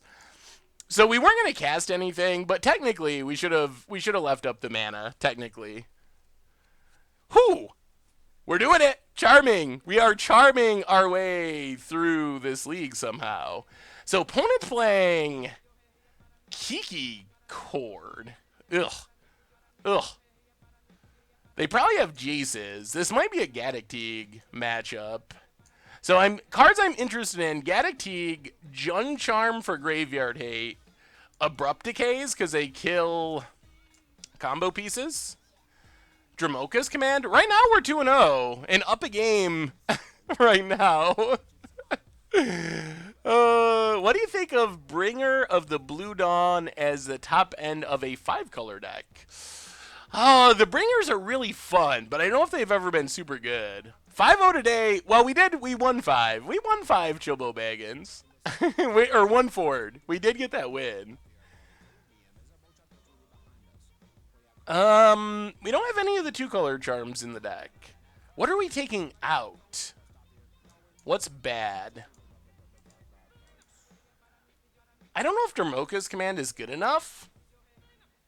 It only kills our opponent's combo pieces if we already have a big creature out. Well, we have Abrupt Decays for As Foretold. And Sultai Charm. I don't think Dromoka's Command does enough apart from that. The problem with Fiery Justice is its sorcery speed, so I don't think it actually stops the combo effectively enough. Sultai Charm does kill the combo pieces and kills As Foretold. Yeah, Gaddock might be bad. I was thinking like Jace's, but maybe it's just not really worth playing that game. Can probably go down a couple Lightning Helixes. Well, I guess it kills Kiki Jiki. Ugh. Yeah, I guess Pridemage is probably a better Coiling Oracle. Running low on time. Go down 1 Lightning Helix. Go down Abzan Charm. And is Geist good enough? Let's go down 1 Kolaghan's Command. Let's try it like that. Kolaghan's Command just has so much value. It's really hard for it ever to be truly bad. Alright. Mana's great. We don't have that many threats, but our mana's insane. And we can kill a As Foretold. Why don't we stream on YouTube too? I don't know. We've never really... We did a podcast live stream one time on YouTube. Well, let's... I guess we can Windswept Heath to thin our deck. Yeah, let's play it safe. Let's just Pillar. Go. I guess it's possible our opponent could also have Blood Moon. Blood Moon would be very, very devastating. We are playing Lucky Charms. Opponent's playing Goryo's As Foretold, Living End stuff. Hey, see you, the Uber Ninja. Be back on Tuesday, of course, for another one. Yeah, Blood Moon is brutal. To the point where we might have to leave up mana next turn over playing something. Because I am very afraid of that. Alright, Blood Crypt, untapped. Opponent. Jace Vryn's Prodigy.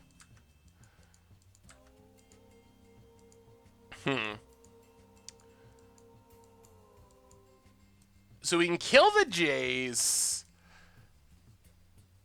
We can Tide Hollow Sculler.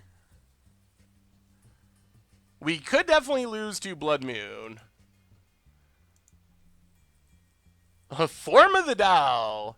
Form of the Dinosaur. That is certainly janky, Baker. That is a really crazy combo. The fact that you got a harmless offering the Stuffy Doll to get it done, that definitely makes it super janky. It's a sweet idea, though. We've been playing Pauper again on videos over on the YouTube. Have not streamed Pauper yet, but maybe we'll do some.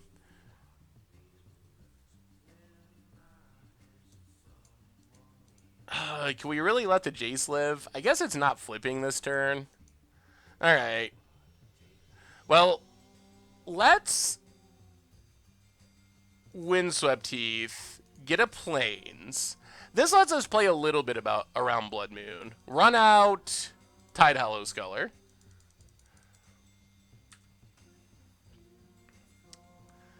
Ancestral, as foretold, Goryo's Vengeance. Well, we will take... this is so bad. So we can kill the As Foretold, but it lets our opponent Ancestral for free. So I think we actually just have to take As Foretold and then kill the Jace. Yeah, take As Foretold. Pass the turn. I think that's what we got to do. So opponents land Goryo's Vengeance, Ancestral Visions, also the Jace, which is looting, to improve our opponent's hand. Opponent's hand is scary. Yeah, I think we have to, even though we could kill it, just the free draw 3 right away, that probably is too much for us to win. Would love to see some Pauper streams. Just spent $300 on staples, waiting for them to arrive. Awesome. Yeah, Pauper is definitely increased in popularity. I've been very surprised by how popular the Pauper videos have been, because back like a year ago when Jake was doing them, Pauper wasn't in that high of demand. They weren't very heavily viewed, which is one of the reasons when Jake kind of retired from content, we didn't make it a big priority to get Pauper back on the schedule. But now there's like all this interest in the format, so I'm excited. Like, it's really cool with our like modern, when we play Mucha Brew and play modern and that kind of stuff. I already know the format. I kind of know what I'm doing. So playing Pauper is different in the sense that not only is it more gameplay, which is always fun, but you're kind of just watching me learn the format as we go. We're kind of doing it together. Siege Rhino. Yes, there is a deck list. Hey, congratulations, J-Degs. Ooh, Goat Fiesta. Goat Fiesta, I think, is our most consistent donator. Don't leave the kids hungry tonight. I'm hoping not to. Pauper is a popular format. Thank you so much, Goat Fiesta, for the donation. Is this coming down this turn? Next turn? 2 turns. Alright, so I guess we just kill Jace. Our opponent can Vengeance it and flip it. I guess it's still worth it. It is a little greedy. We could ignore Jace and attack with Mantis Rider. Yeah. Play Pillar. Black, red, and whatever. Kolaghan's Command. Opponent discards a card. We kill your Jace.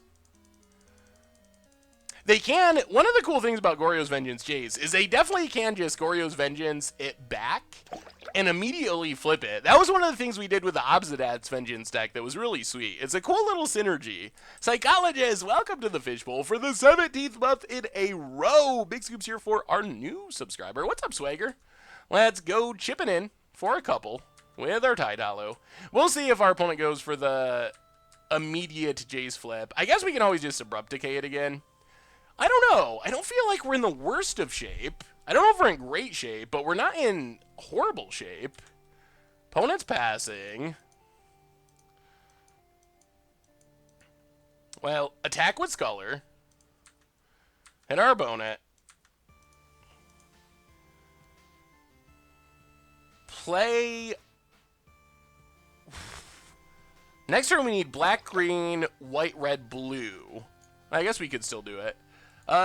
John Murray and Jesus Funk, welcome to the Fishbowl. Thank you for your subscription. Big Soups here for our re-subscribers. When you say miracle, it makes me want to die.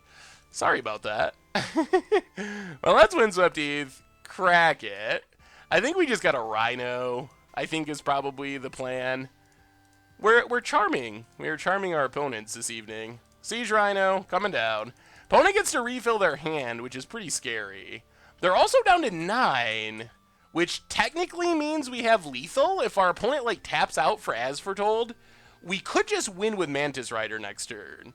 So we're not that far away from actually stealing this game. We'll see what our opponent does here. There's a land. Just play an As Foretold. You know you got to have that As Foretold down. Whoo! Whoo, we're doing it. I think we're doing it. I think there's a reasonable chance. Just kidding. Alright. The old no value living end.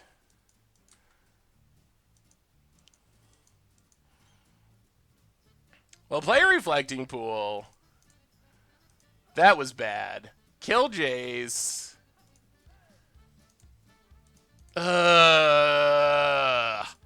They drew into it.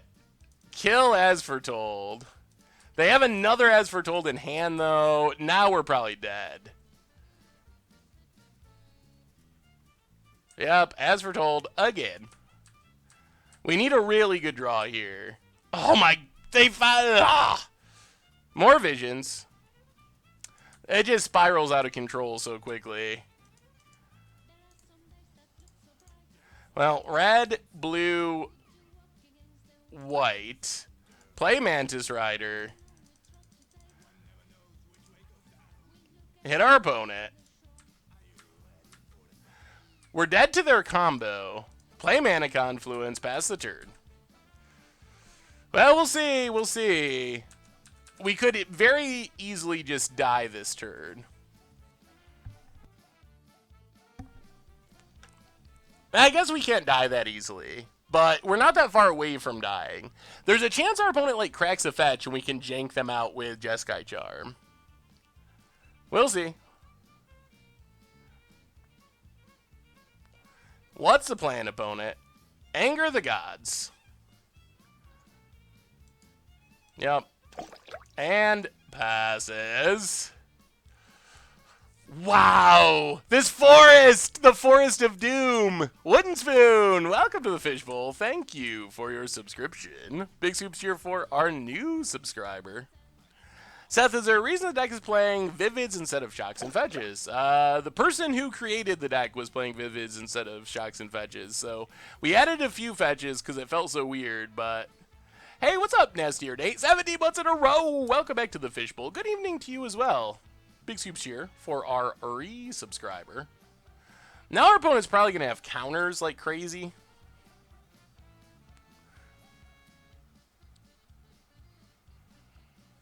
Faithless Looting. Okay. Man, we really need our opponent to, like, play and crack a fetch or something. Man, if we didn't have a forest, we could have fired off... Well, we'll see. There's Grizzlebrand. Oh, God. As Foretold. Yep.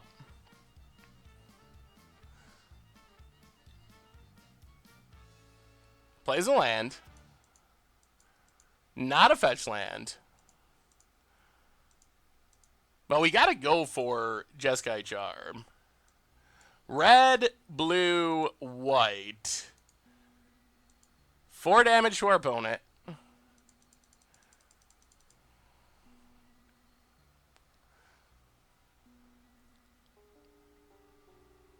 Down to 2. Oh my goodness. Mana Confluence. Do we just fire it off? I mean, is that where we're at? Just throw the Jeskai charm? Alright. Blue, white, red. 4 more damage? Charms? Charming? Charming you? Do we do it?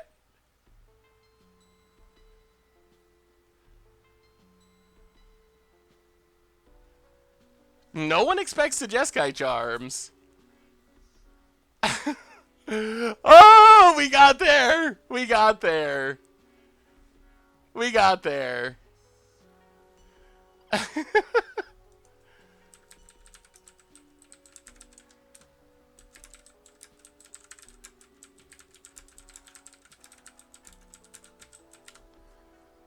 And we're up to 3-0. We're up to 3-0.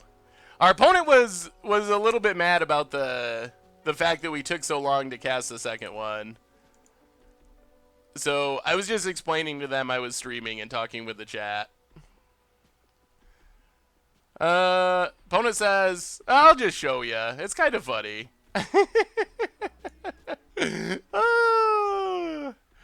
Oh, lordy. Lordy, lordy, lordy. I didn't feel like we tanked for that long. It was only like a few seconds. But up to 3-0. That means the kids are eating. We locked in a winning record with the Lucky Charms. That's one treasure chest already. Oh, God, this deck. This deck. All right. We'll move that back over. All right. Yeah. So up to 3-0 Lucky Charms. We're doing pretty well somehow. Oh, yes. Yes. Man, wow, watch us 5-0 with this deck. This would be the sweetest deck to 5-0 with. I definitely could still see us losing, but yeah. I tried to be nice and respectful and explain it to him. I wasn't trying to shame anyone. I just thought it was a little funny. Anyway, 30-second break. Actually, I probably should do a 1-minute break because I really got to run to the restroom. So 1-minute break, and we'll be back chasing the 5-0 with Lucky Charms. Who would have thought? Who would have thought? Be right back. 1 minute. Don't go anywhere because the deck is sweet.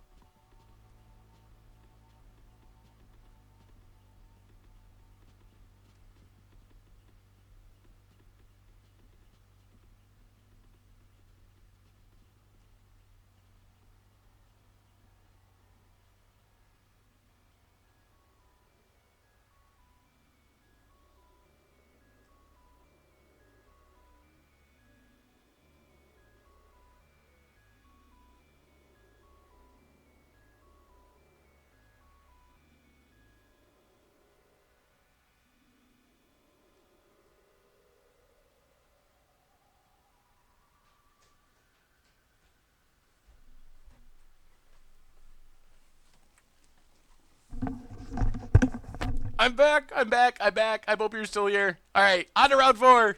Sorry about that. It was Lucky Charms. So our opponent was actually literally correct that we were lucky because we're playing Lucky Charms. I can't believe we drew 2 Jeskai Charms. We were literally and figuratively lucky because drawing 2 Jeskai Charms. Who would have guessed? Who would have guessed? Who would have guessed? Oh, man. Amount of trophy shows, amount of times. Yeah, that shows how many times you 5-0'd. Would you say most people recognize you or don't recognize you when you play Magic Online? A lot do. A lot do. I don't know if I had to actually put a percent on it, but it's probably like, I bet it's close to half.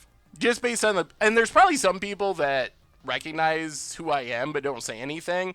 But a decent amount of people actually say, "Oh my God, you're Saffron Olive" or something, or like, "Are you the real Saffron Olive?" That's a popular one. Are you the real Saffron Olive? It's like, yeah, I guess. Corjan, welcome to the Fishbowl. Thank you for your subscription. Big soups here for our new subscriber. All right, keep it rolling. Keep it rolling. Ooh. This hand's actually pretty good. We have turn 2 Mantis Rider if we want. Into maybe turn 3. Not Boggles again, please. Alright, Noble Hierarch is not a Boggle. That's actually a bit of relief. So we got a Mana Confluence, unfortunately. Play Birds of Paradise. Can we outvalue this green-white deck? Seth, I love when I'm walking into OT to begin working third shift. Pull up the stream for shenanigans. Always make me smile. Oh, well, thank you. I'll bite your legs off. Uh-oh.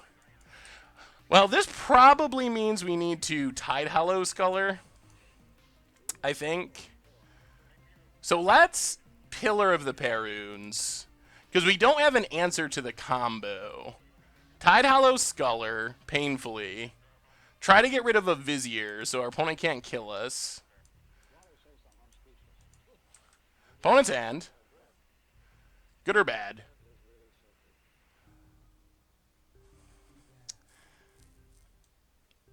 Ugh. Eternal Witness, Court of Calling, Pride Mage, Tidehollow Sculler. Well, I mean, I guess we take Cord. It's a temporary solution because they can Pride Mage our Tidehollow Sculler. But at least that lets us live long enough to spin Bloodbraid, potentially. I guess they can Pride Mage and Tidehollow Sculler. They don't have... Oh, they do have infinite mana payoffs. They actually just have the win in hand, don't they? Huh. Yeah, I don't think this actually saves us. Yeah, I think we gotta take Cord. Yeah, take Cord. Play another Birds.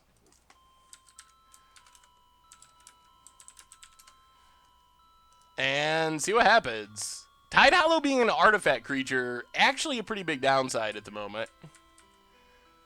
They do have the win. They don't have it this turn, but they have the win next turn. So we need to top deck.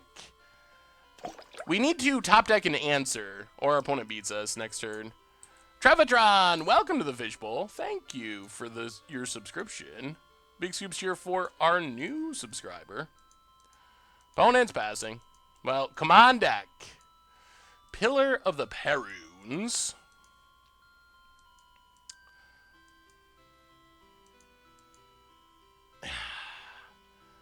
So I guess all we can do is spin the Bloodbraid wheel and hope. All the music sounds like Lavender Town. I don't even know who that is, but thank you, hopefully. Alright, let's spin the wheel. So I guess we have to hit a charm that kills Devoted Druid. I guess that's our out. Come on, Bloodbraid. I've seen you do it before. Ugh. Alright. Well, assuming our opponent plays properly, we're dead. Go attacking with the Bloodbraid. Yeah, our opponent has... I mean, once we see our opponent do it, we're going to scoop. We're not going to make our opponent actually play through every step of the combo because we saw their hand, so we know they have the win. Do they need a land?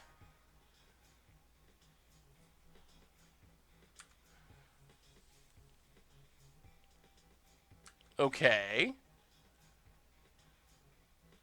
Kills their Devoted Druid. Whoa! Does that give us a chance?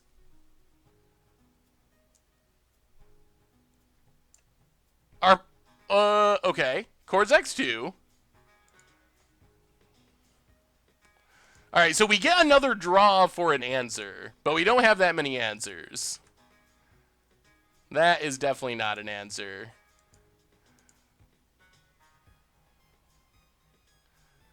So red... Actually, let's play Windswept Heath. Crack it. Get a Plains. Blue, red, and white. Play Mantis Rider. I don't think this actually changes it. We'll see. That was... Did you see the Against the Odds where the person... Turn 1, Blood Crypt, untapped Death Shadow.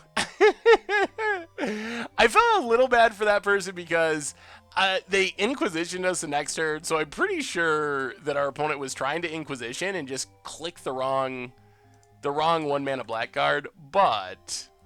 Alright, can they kill us here? Verdant Catacombs. Cracks it. Down to 5. Can they Eternal Witness 1, 2, 3 and Chord for... Oh, they just drew another Chord? Oh, alright. Well, opponent's top decking skills undo their punting skills. Top deck game, stronger than punt game. Okay, so against this deck, God. I mean, I guess we got to bring in our removal is the main thing. I mean, our opponent had us, they had us dead to rights if they didn't punt, so... we could have sat through it, but basically what they do there is they get Vizier of Remedies, so that lets them just tap and untap their Devoted Druid to make infinite green mana. And then they use the Eternal Witness that we know they have in hand to get Chord of Calling. Chord of Calling with the infinite mana to get Duskwatch Recruiter. Duskwatch Recruiter with the infinite mana lets them basically draw every creature in their deck. And eventually the Duskwatch Recruiter finds Walking Ballista. Walking Ballista, infinite number of counters. And we're dead. Meerkat, welcome to the Fishbowl. Thank you for your subscription. Big Soups here for our new subscriber. Alright, Teague. So Teague, I guess, shuts down Chord. That's true. Abrupt Decay can kill combo pieces. That seems kind of helpful. Geist of St. Traff. Maybe Geist just isn't good enough in this deck. Also, Abzan Charm doesn't kill the things we need to kill. Sultai Charm does. Jund Charm is interesting. I don't know if it's worth it. Does that deck play Molira? No, the newest builds of that deck do not play the Molira combo. It's basically like the newest version of that similar combo deck. It's kind of evolved into a different deck. Jund Charm does kill a lot of our stuff too, though. What are we going down? Maybe Coiling Oracles? Dromoka's Command also could be okay. There's no enchantments, but it does give us a way to just fight stuff. I guess we kind of have a lot of removal now. Caught all the Siege Rhinos. Siege Rhinos are our favorite card. Fiery Justice. Alright. We'll bring in Fiery Justice. Go down. Do we go down Tide Hollows? We saw... Yeah, let's go down Tide Hollows. Let's just go all removal. Alright, let's try it like that. Just removal.deck. Come on, deck. We want this 5-0. Okay. We need one more land, but we do have a removal spell. We have our Voice of Resurgences. As long as we hit one more land, we can break up the combo. Yeah, I mean, Voice is fine. It's a thing we can do on turn 2. Yeah, I think that the problem with with Tide Hollow is our opponent's playing those main deck Pride Mages, so it's not that consistent as a Thoughtseize. Alright, Noble Hierarch. Yep. Well, there's a land. So Pillar of Perunes and Voice of Resurgence. Pass the turn. Jeskai Charm also temporarily breaks up the combo, if we really have to. They only have one Pride Mage? Maybe that's unnecessary then. Devoted Druid. Temple Garden, tapped. Well, we're just going to kill Devoted Druid. Maveriz, welcome to the Fishbowl. Thank you for your subscription. Big Soups here for our new subscriber. Yeah, I think we just got to kill Devoted Druid. So, get in with Voice. Hit our opponent. Hey, what's up, Sinju? How goes it? Opponent, down to 15. Play Reflecting Pool. Green, blue, black. Saltite Charm, destroy mono-colored creature. Charm, number 1. Pass the turn. I don't really want to let them untap with extra mana to like cast a Collected Company or something. I don't think it's worth giving them mana for free, basically. Kitchen Finks for our opponent. I'll play the Plains, and we're just gonna Rhino. Seems like a good time for a Rhino party. Siege Rhino. Drain our opponent. Is it even worth attacking? Probably not. I mean, I guess the token will be big next turn. Yeah, let's attack, whatever. I think I'm okay with the Voice token dying. It opens us up to Fatal Push, but... Watch them have the backdoor infinite life combo. That would be something if they went... Maybe they do have Malira, and they just Malira sack outlet, and then we lose. What do you got? Opponent. It's a Plains. 3 cards in hand. Vizier. Oh my god! You gotta be joking! Wow!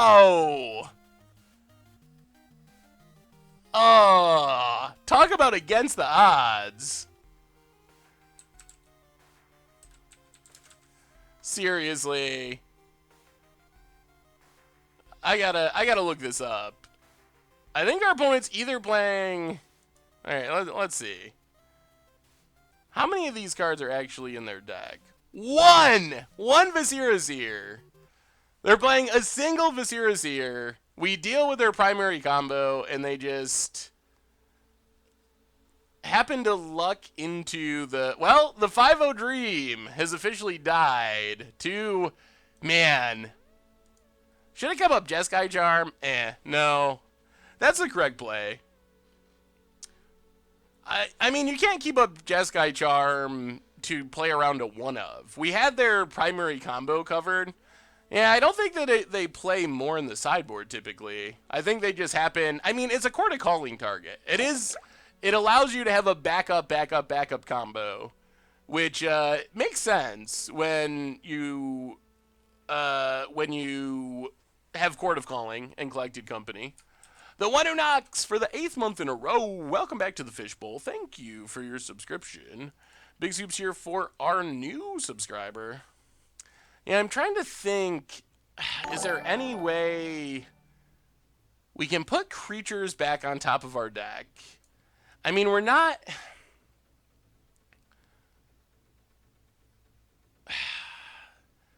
I don't think the game is just literally over.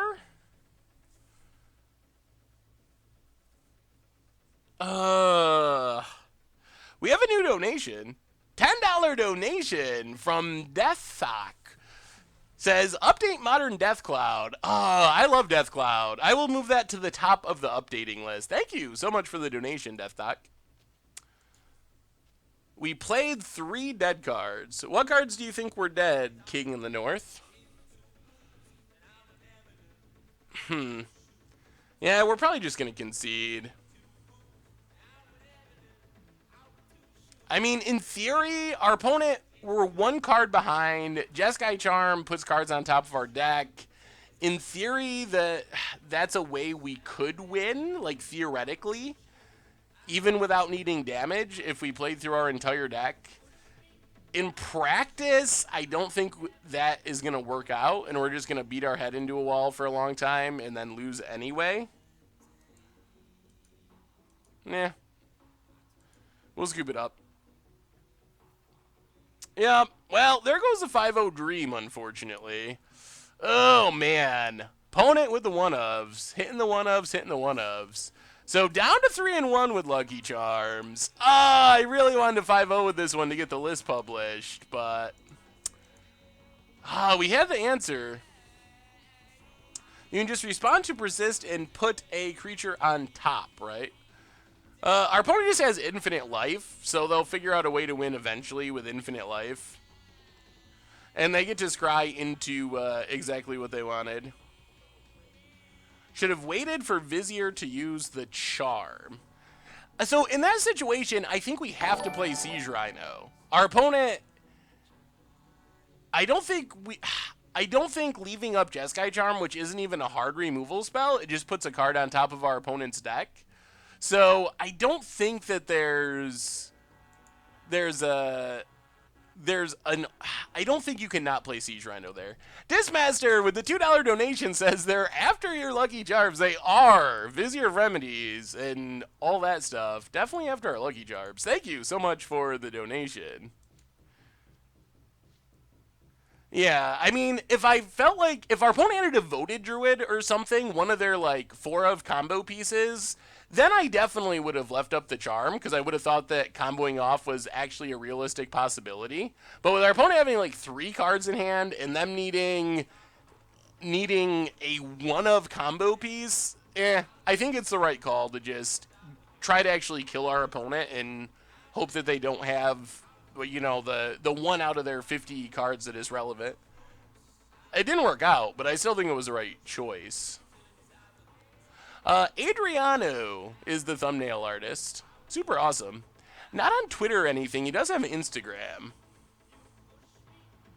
Yeah, I mean, I think it's like, in theory, it's probably possible we could win that game, but the odds have got to be 0.0001%. And I don't know. In the paper world, our opponent would just be like, we're in a million life. So I'm not going to really try to kill our opponent with damage. Ooh, Wild Mikado. All right. Well, come on, 5-color stuff. Let's Vivid Grove. Pass the turn. This should be interesting. I think our opponent's playing just straightforward Zoo. I think in this matchup, Jeskai Charm might actually be very important. If we can get in a big attack and gain like 10 life with Jeskai Charm, that might be the thing that swings the race in our favor. Loam Lion for our opponent. All the 1-drops. Holy jeez. That is a little ridiculous. More Mantis Riders. A play Reflecting Pool. Oh boy. Wow, this start. That is a good start. We might be losing this one because we're on the draw. So we can Tide Hollow, take a million. We can Voice of Resurgence chump and take slightly less. I think black is most likely just for powering up your Tribal Flames, but they could be playing Death Shadow. Huh. Ha ha ha ha. I don't think we have any good choices here, honestly.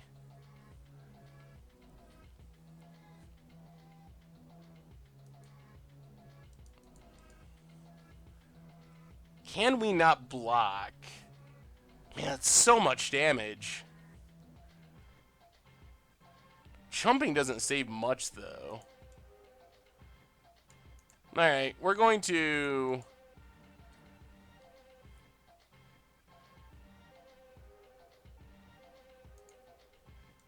Yeah, I guess we got a Voice. I think that's better.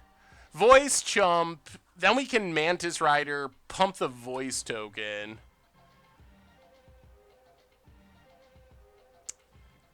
Yeah, we don't really have a good... None of the options there are very good. Opponent cracks. Well, we'll see. If they play a Death Shadow, now would be the time. Breeding Pool. Looks like they have Mantis Rider. Good God. I think we just saw, like, the nut draw on the play from this deck. I'm pretty sure this is just time for us to scoop it up. Yeah, I mean, that is the nut draw. Does not get better than that. Whew. All right. Did you see the Jank Tank post on Modern Magic a couple weeks ago? I did not. Someone else mentioned it in the chat earlier.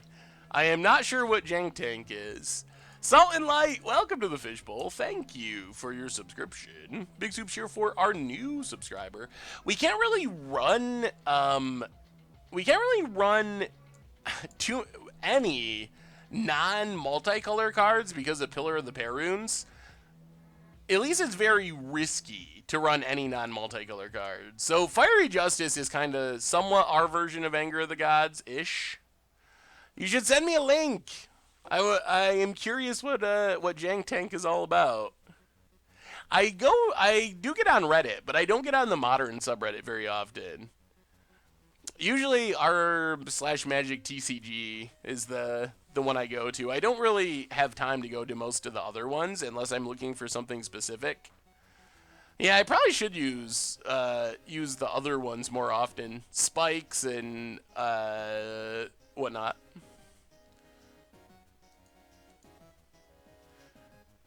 Jank Tank.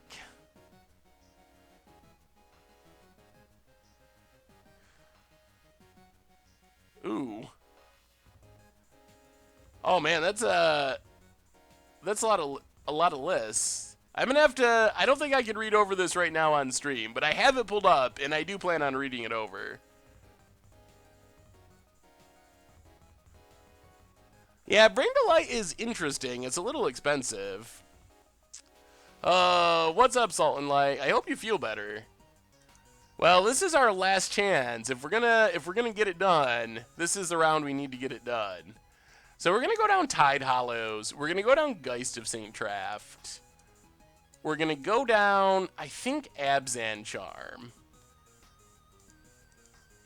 Probably go down some Kolaghan's commands for Abrupt Decay. Well, maybe Dromoka's commands.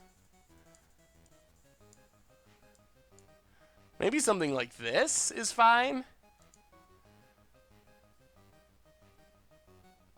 Yeah, this seems reasonable-ish.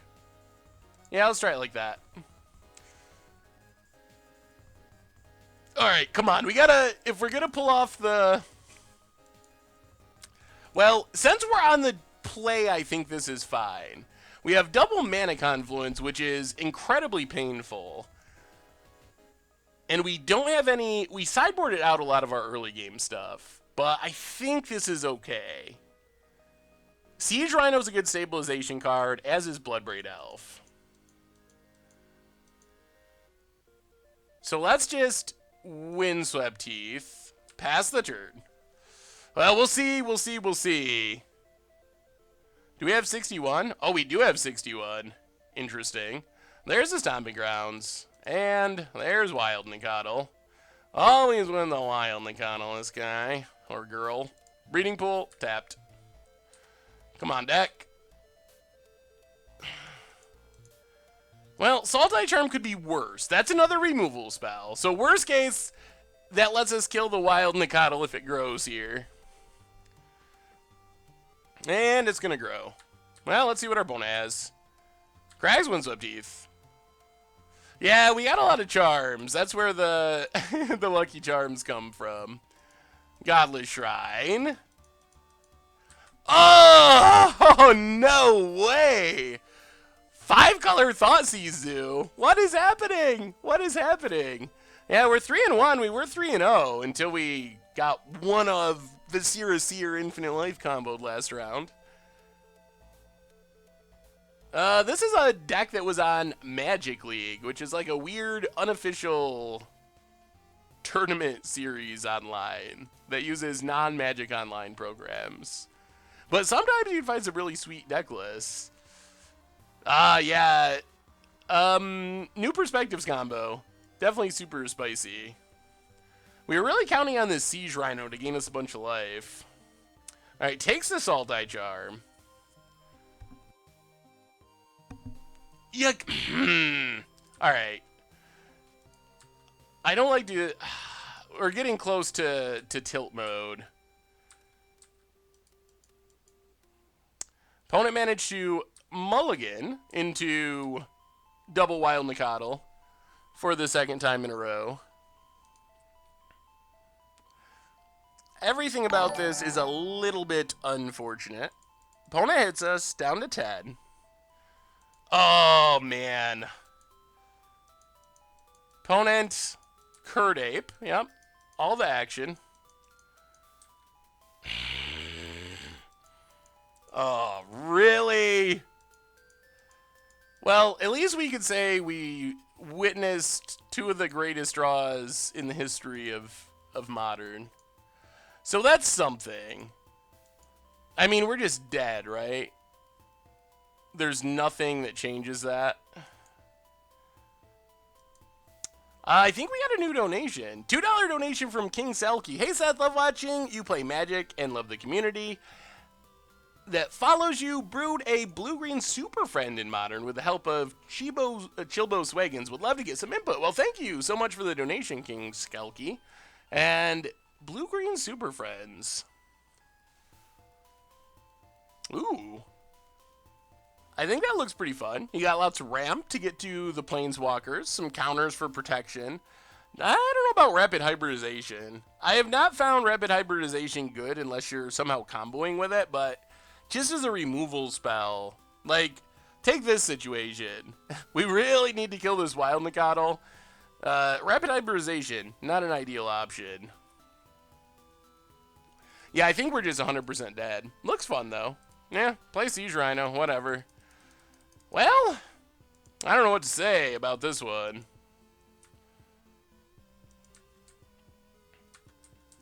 Well, our opponent didn't just play several 1-drops. They had 2 Wild Nacatls in their opening hand 100% of our games. Also, with Thoughtseize to take our removal spell and Tribal Flames. Like, I don't think that making this sound like, oh, this is just a normal draw is actually realistic. Vapor Snag would probably be a better option. So Lucky Charms, I don't know what to say. We started off really well. I don't know if we were getting lucky in the first rounds to start off 3-0, or if the deck is actually good, and I don't know if maybe we were getting unlucky in the last 2 rounds, or maybe the deck is really that bad.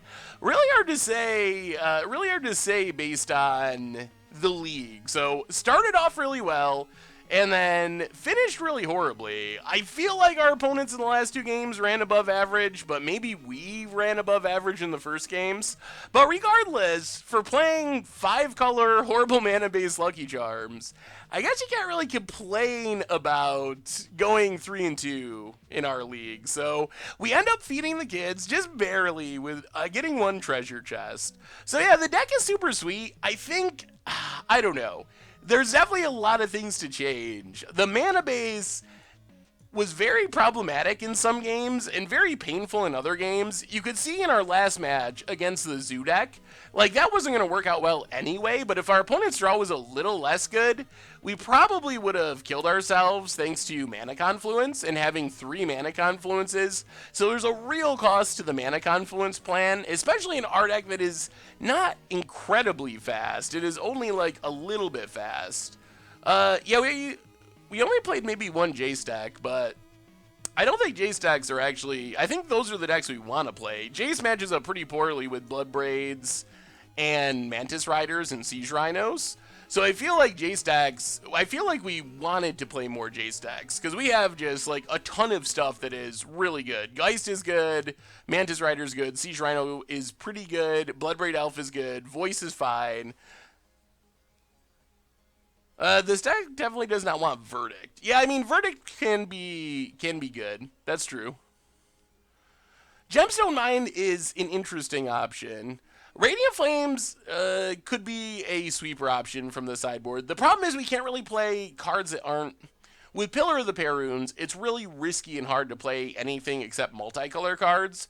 Because just like we saw with that last game where we got 3 mana confluences, we're going to have games where we draw 3 Pillar of the Perunes and just it costs 6 lands to cast a Radiant Flames or something.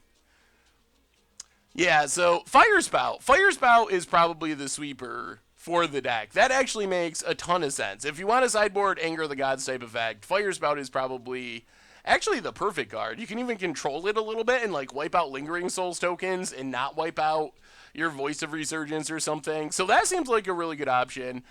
Supreme Verdict would also work if you want a Hard Wrath. I don't know if we want a Hard Wrath. I kind of like the damage Wrath. I really like actually the Fire Spout idea because, like I was talking about, we can kind of control it and make it one-sided against like Affinity and other aggro decks. Green-White Reservoir. Anyway, so the deck is sweet. Definitely needs some work, especially on the mana base. But for being a super crazy deck, we started out great. We beat a lot of people, and it's actually pretty fun. Like, lots of random flipping, lots of randomness in general, because you never know when you're just going to lose to your own mana base. Definitely had some games where we just, like, could not cast anything for many turns. We still won one of them, at least. So anyway, let's pull up our one treasure chest. Only one. I think I'm just mostly disappointed that this would be a sweet list to get published because it is pretty spicy. Anyway, one treasure chest. Sometimes one is all it takes. What do we get from our one treasure chest?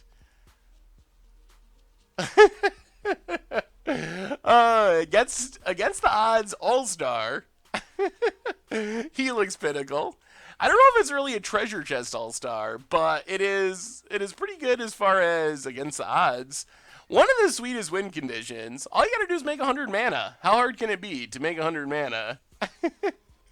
Oh, Helix Pinnacle. Otherwise, cancel. Not even the best art cancel. Luxa River Shrine. Probably not gonna see play anywhere ever. Jelva, welcome to the Fishbowl. Thank you for your subscription. Big scoops here for our new subscriber. I don't think we do another league tonight, but good, Weber. How are you? Yeah, I don't think we can do another league tonight. We probably can. We can pump the Momir list. Maybe we just wrap up with a game of Momir. I don't think we have time to do another whole league, but I think we have time to sneak in a game of Momir. Commander Zacho Chilbo Swaggins. Maybe we'll play it again at some point. So, Commander Zacho at the top of the Momir list, along with Chilbo Swaggins. So, either one of you on the Momir list, if you're interested, send me a challenge. We'll finish up with a game of Momir tonight. Yeah, maybe we'll have to see. Maybe we'll try to do some longer streams at some point. Usually we just do about 3 hours. Do one league, however long that takes. If we have a little extra time, do a game of Momir. It seems like that works out pretty well, but I don't know. I know other people do a lot longer streams, so yeah, give Chilbo and Commander Zacho a second to send their challenge if they're there. If not, Orcish Veteran.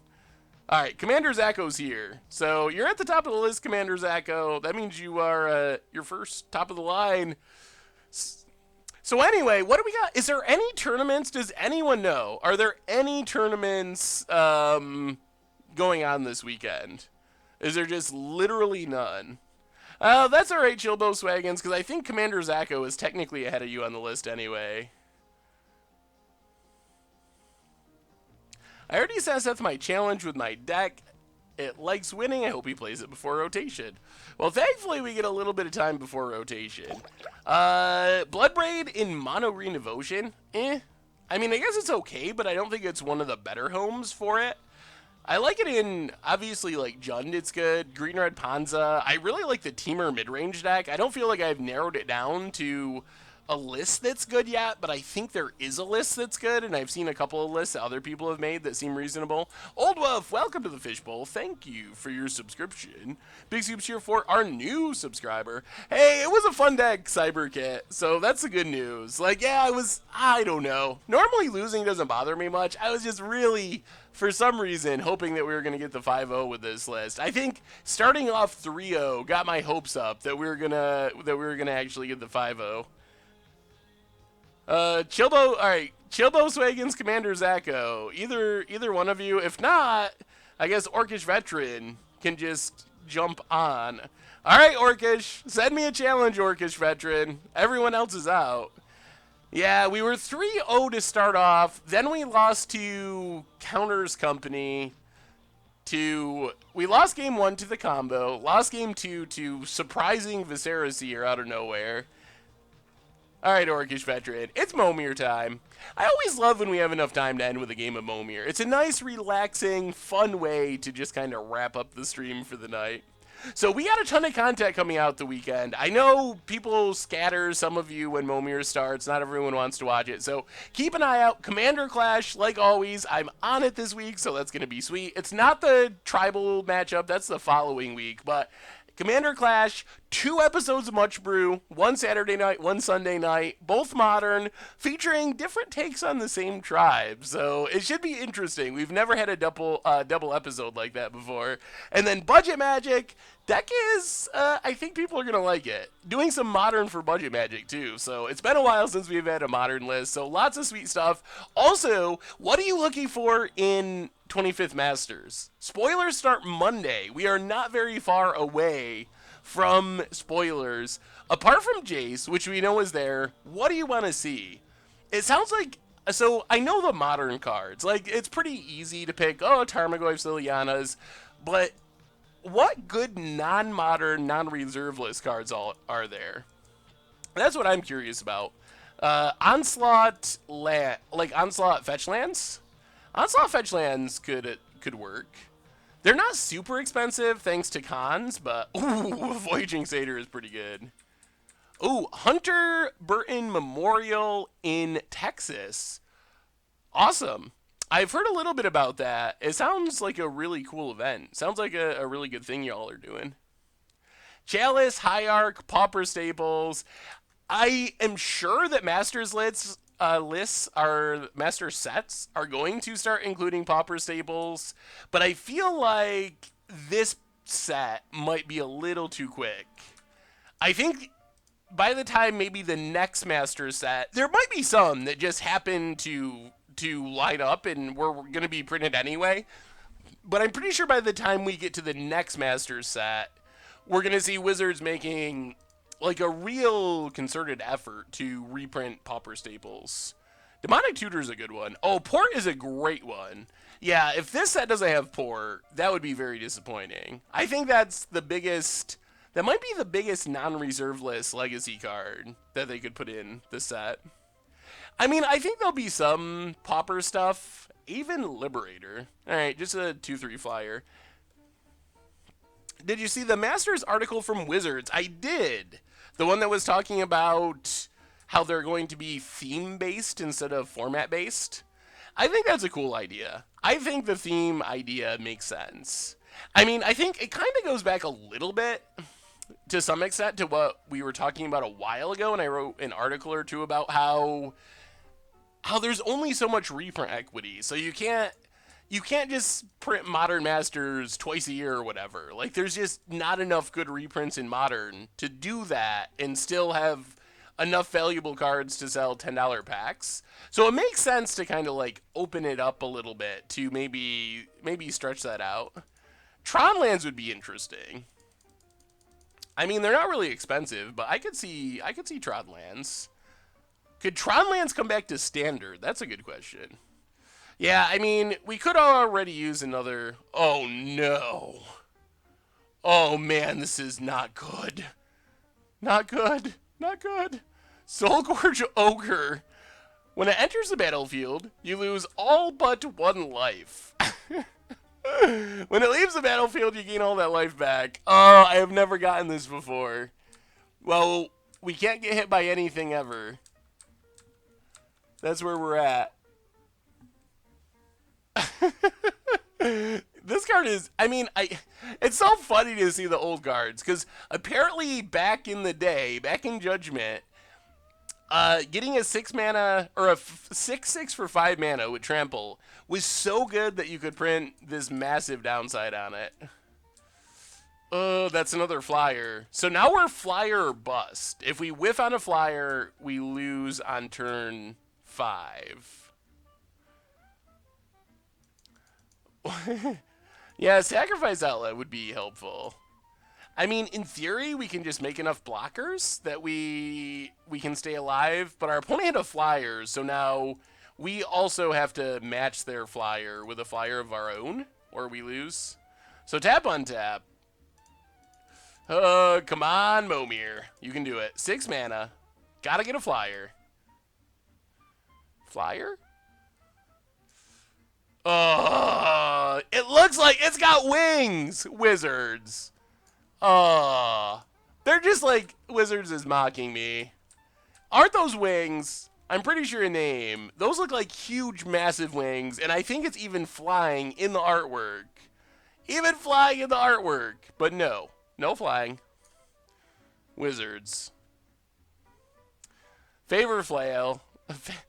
Fail, I think is what I was trying to say. Yeah, you got us. Or our Soul Gorger Ogre got us.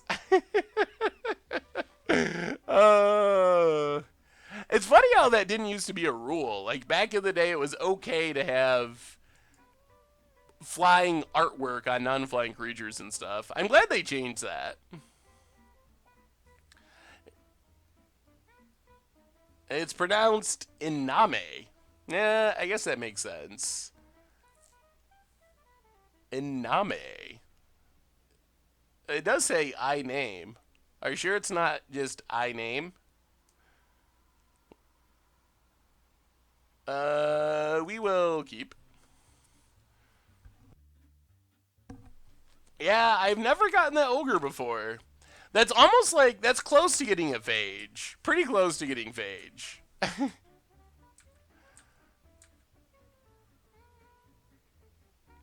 Seth, seems like you make decent inroads roads to appeasing the MTG gods. Yes, I mean, we played a crazy 5-color deck and ended up 3-2, so the gods, the magic gods, were definitely smiling. Oh, so close. Almost twice in a row. When you first started doing Magic content, was your intro Saffron Olive, better known as Seth? No, that's been the intro the whole time, I think, and now I'm just stuck with it. Because if I ever don't say the intro, then people get mad. Well, we can't untap a gate because we don't have a gate. We played first. We actually just got to skip our 3-drop. Pass the turn.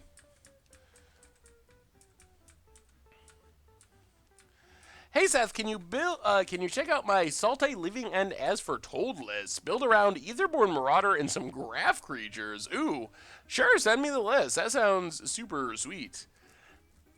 Yeah, this Super League was fun. I'll be on it again next month. We don't have dates yet. I think hopefully this week or the beginning of next week I'll have a date for you for when our second performance is.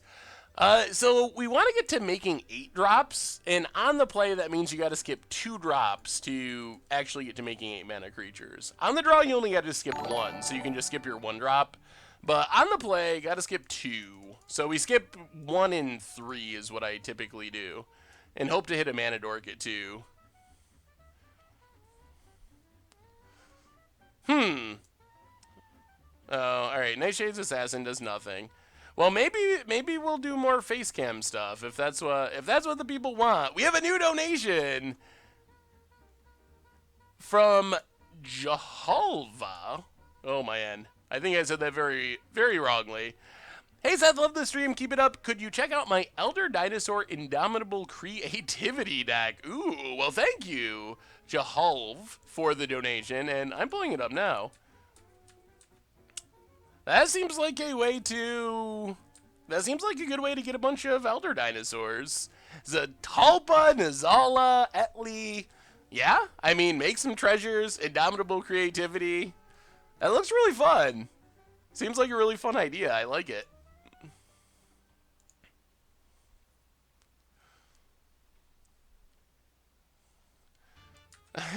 I don't even have a webcam hooked up right now, so I don't think we're face camming right now, but maybe we'll do it now and then in the future. Yes, Brovis, I definitely want to look at the Jank tank. It interests me. Wait. Opponent also has Nightshade Assassin? How did that happen? Did they really just... Oh, they got Vizier. And that... This was the best creature on the battlefield somehow.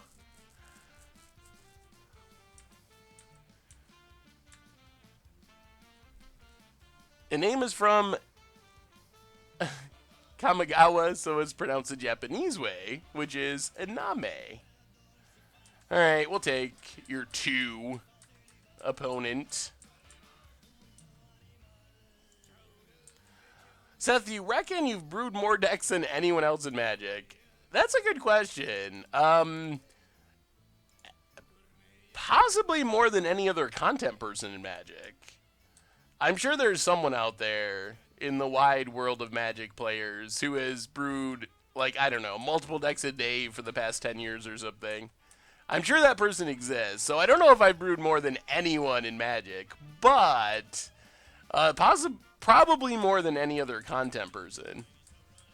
Definitely have put more decks.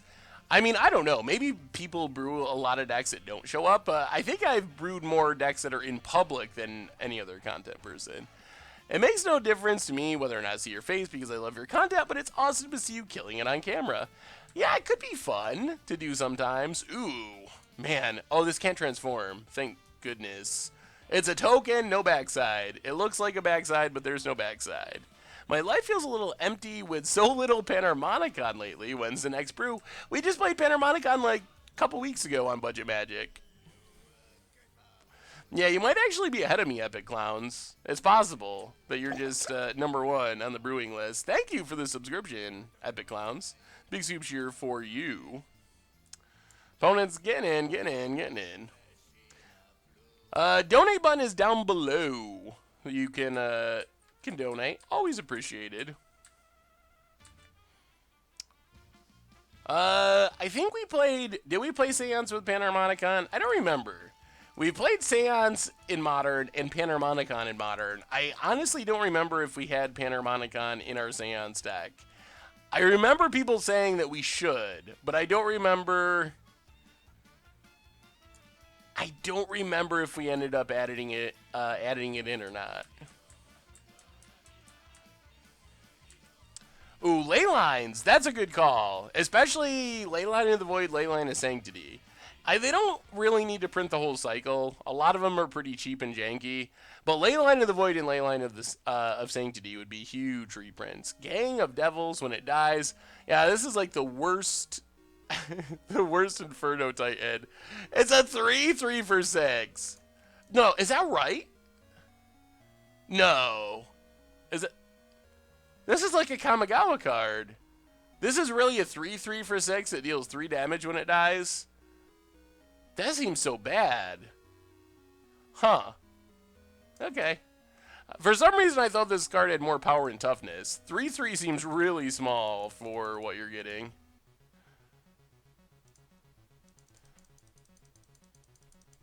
Yeah, I don't know. For some reason, I just assumed that it was bigger than that. All right, Phage. No Phage. Ooh, no Phage. Striped Riverwinder. Yeah, this card feels really bad. What was that? Was that from Innistrad? It's got to be from Innistrad originally. Maybe this was just the card that was always Left's pick in Innistrad draft. That's why I don't know it. No one ever put it in their Innistrad limited deck.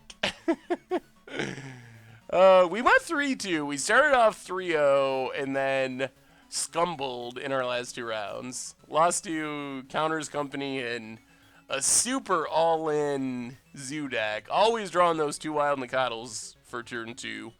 The Grim Poppet. Actually makes Gang of Devils look pretty good. The 1/1 for 7. Actually, Grim Poppet's not bad. It can kill things. I mean, it's not good, but it's not horrible.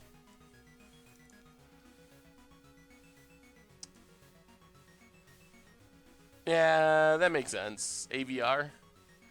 It looks... The art looks like Innistrad to me for some reason. Masters 25 needs Through the Breach and Goryo's Vengeance, and apparently Blackcleave Cliffs. Yeah, it might be too... They gotta reprint the rest of the Fastlands in Standard. So I don't know if we'll actually see them. We have a few viewers who don't know Momir. Can you or someone else explain it? So, Momir is a Magic Online only format. And basically, how it works is your deck is 100% lands. Only lands, basic lands, I should say, are allowed in your deck. You get to start with an avatar, or a vanguard, on the battlefield of Momir Big Simic Visionary, which makes you start with 24 life, and has an ability where you can discard a card, which is going to be a land, because that's your entire deck, and pay X mana, and you get a random token that's a copy of a creature with that converted mana cost. So, for example, we're going to untap here. And you can only do this once a turn, which is also worth noting. Only one time per turn can you do it. So we're going to untap. We're going to play our 8th land. We're going to click on Momir. Now we're going to pay 8 mana, and we are going to get a random 8-drop. Any 8-drop in the history of Magic could be our 8-drop. So obviously hoping for like a Platinum Empyrean, but it could be a Scornful Egotist or a Titanic Bullvox.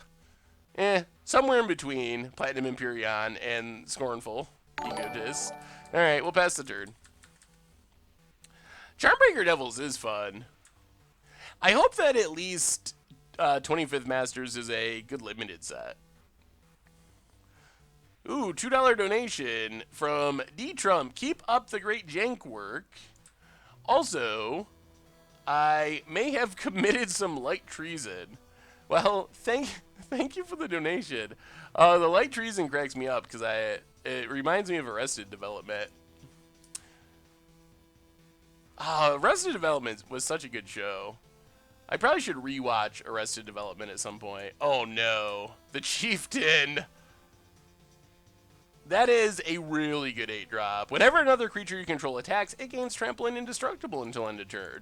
Which pretty much means we are just going to get trampled into oblivion. Platinum Empyrean! Ooh. Beginning of each upkeep, you may tap or untap a permanent. Alright. I guess that helps keep us alive temporarily. I guess I should be attacking with this Angel, honestly. I definitely should have attacked with Angel here because our opponent's stuff's going to be indestructible. I guess we're still soaking up damage. Yeah, we'll tap Tidal Force. Yeah, that does help.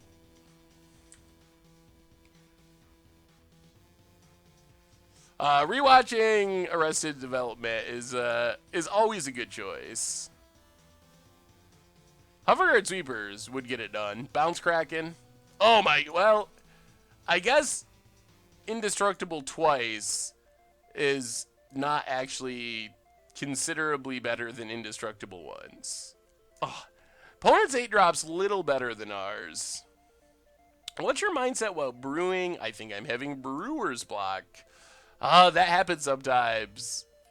You just gotta make yourself jam cards together and hope for the best. That's my, I don't know, I came from, like, while I ended up with a psychology degree, I did creative writing for quite a while, and that's one of the things I took. Oh, well, we're forcing. The problem is, all of our opponent's stuff is indestructible. I think our opponent's 2 8-drops actually beat ours, even though ours are pretty good. So Magmatic Force, tap Avacyn. We're not dead this turn, but I don't know. I mean, I guess our opponent can't just swing out because then we can win on the backswing.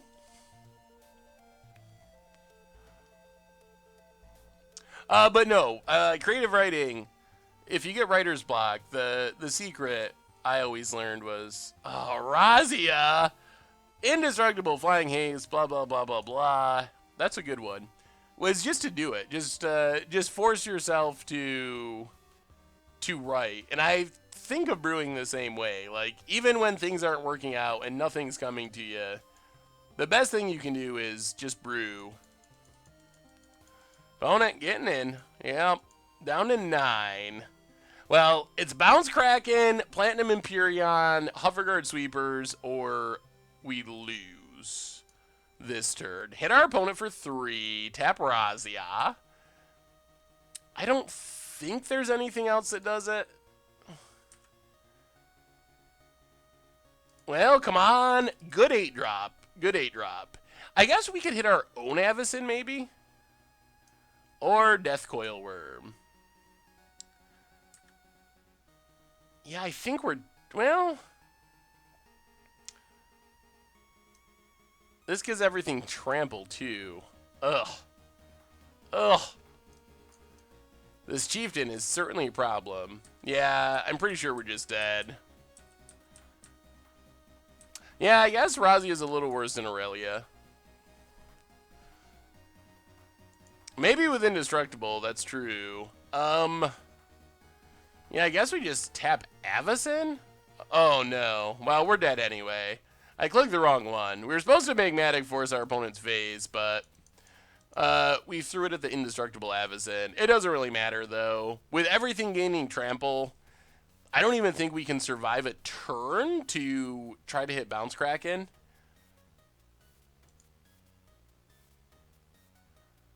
Opponent gets Bedlam Reveler to draw some cards. Is there any way we can soak up enough damage? Not with Razia. Let me pull it up right now. Oblivion X. Marauder's End. Aetherborn Marauder. Put counters on things. Ooh, that's definitely spicy. Opponent goes on the conservative attack. Well, we get one more spin. Block here. Block here. Block here. Block here. Yeah. Block, block, block, block. That's a really interesting idea, Oblivion X. Get everything in the graveyard, get everything back with a bunch of counters, get a huge Aetherborn Marauder from the counters, and then Rite of Consumption. Super spicy. I think Momir's went down some. I've never seen it for 3 ticks, although maybe I've just never seen it at the right time. But I think it's less than 15 now. Like 8 or 9 last time I looked.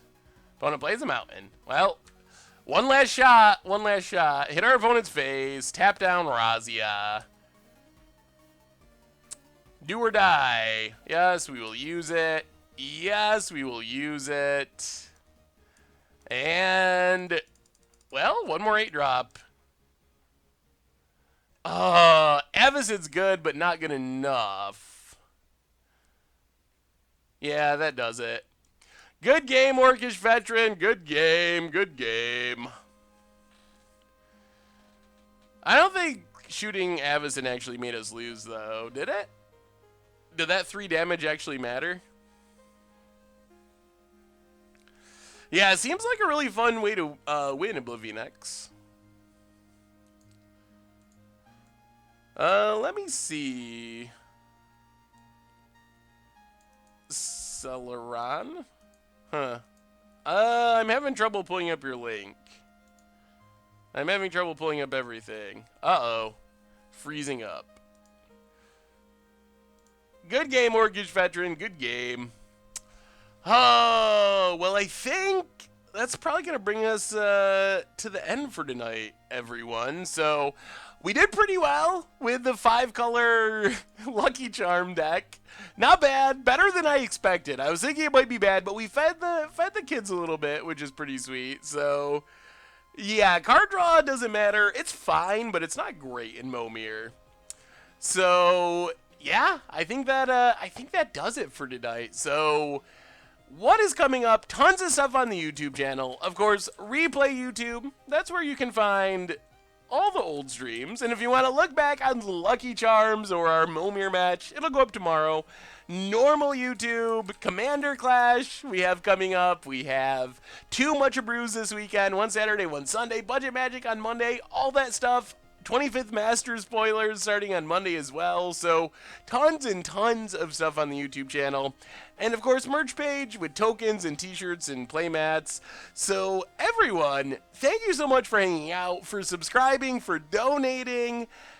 And yeah, have a wonderful weekend. You all are awesome. It's always fun. We'll be back on Tuesday, 7 o'clock Eastern time with another one. So until then, have a great weekend, everyone. You're awesome. And I will talk to you Tuesday.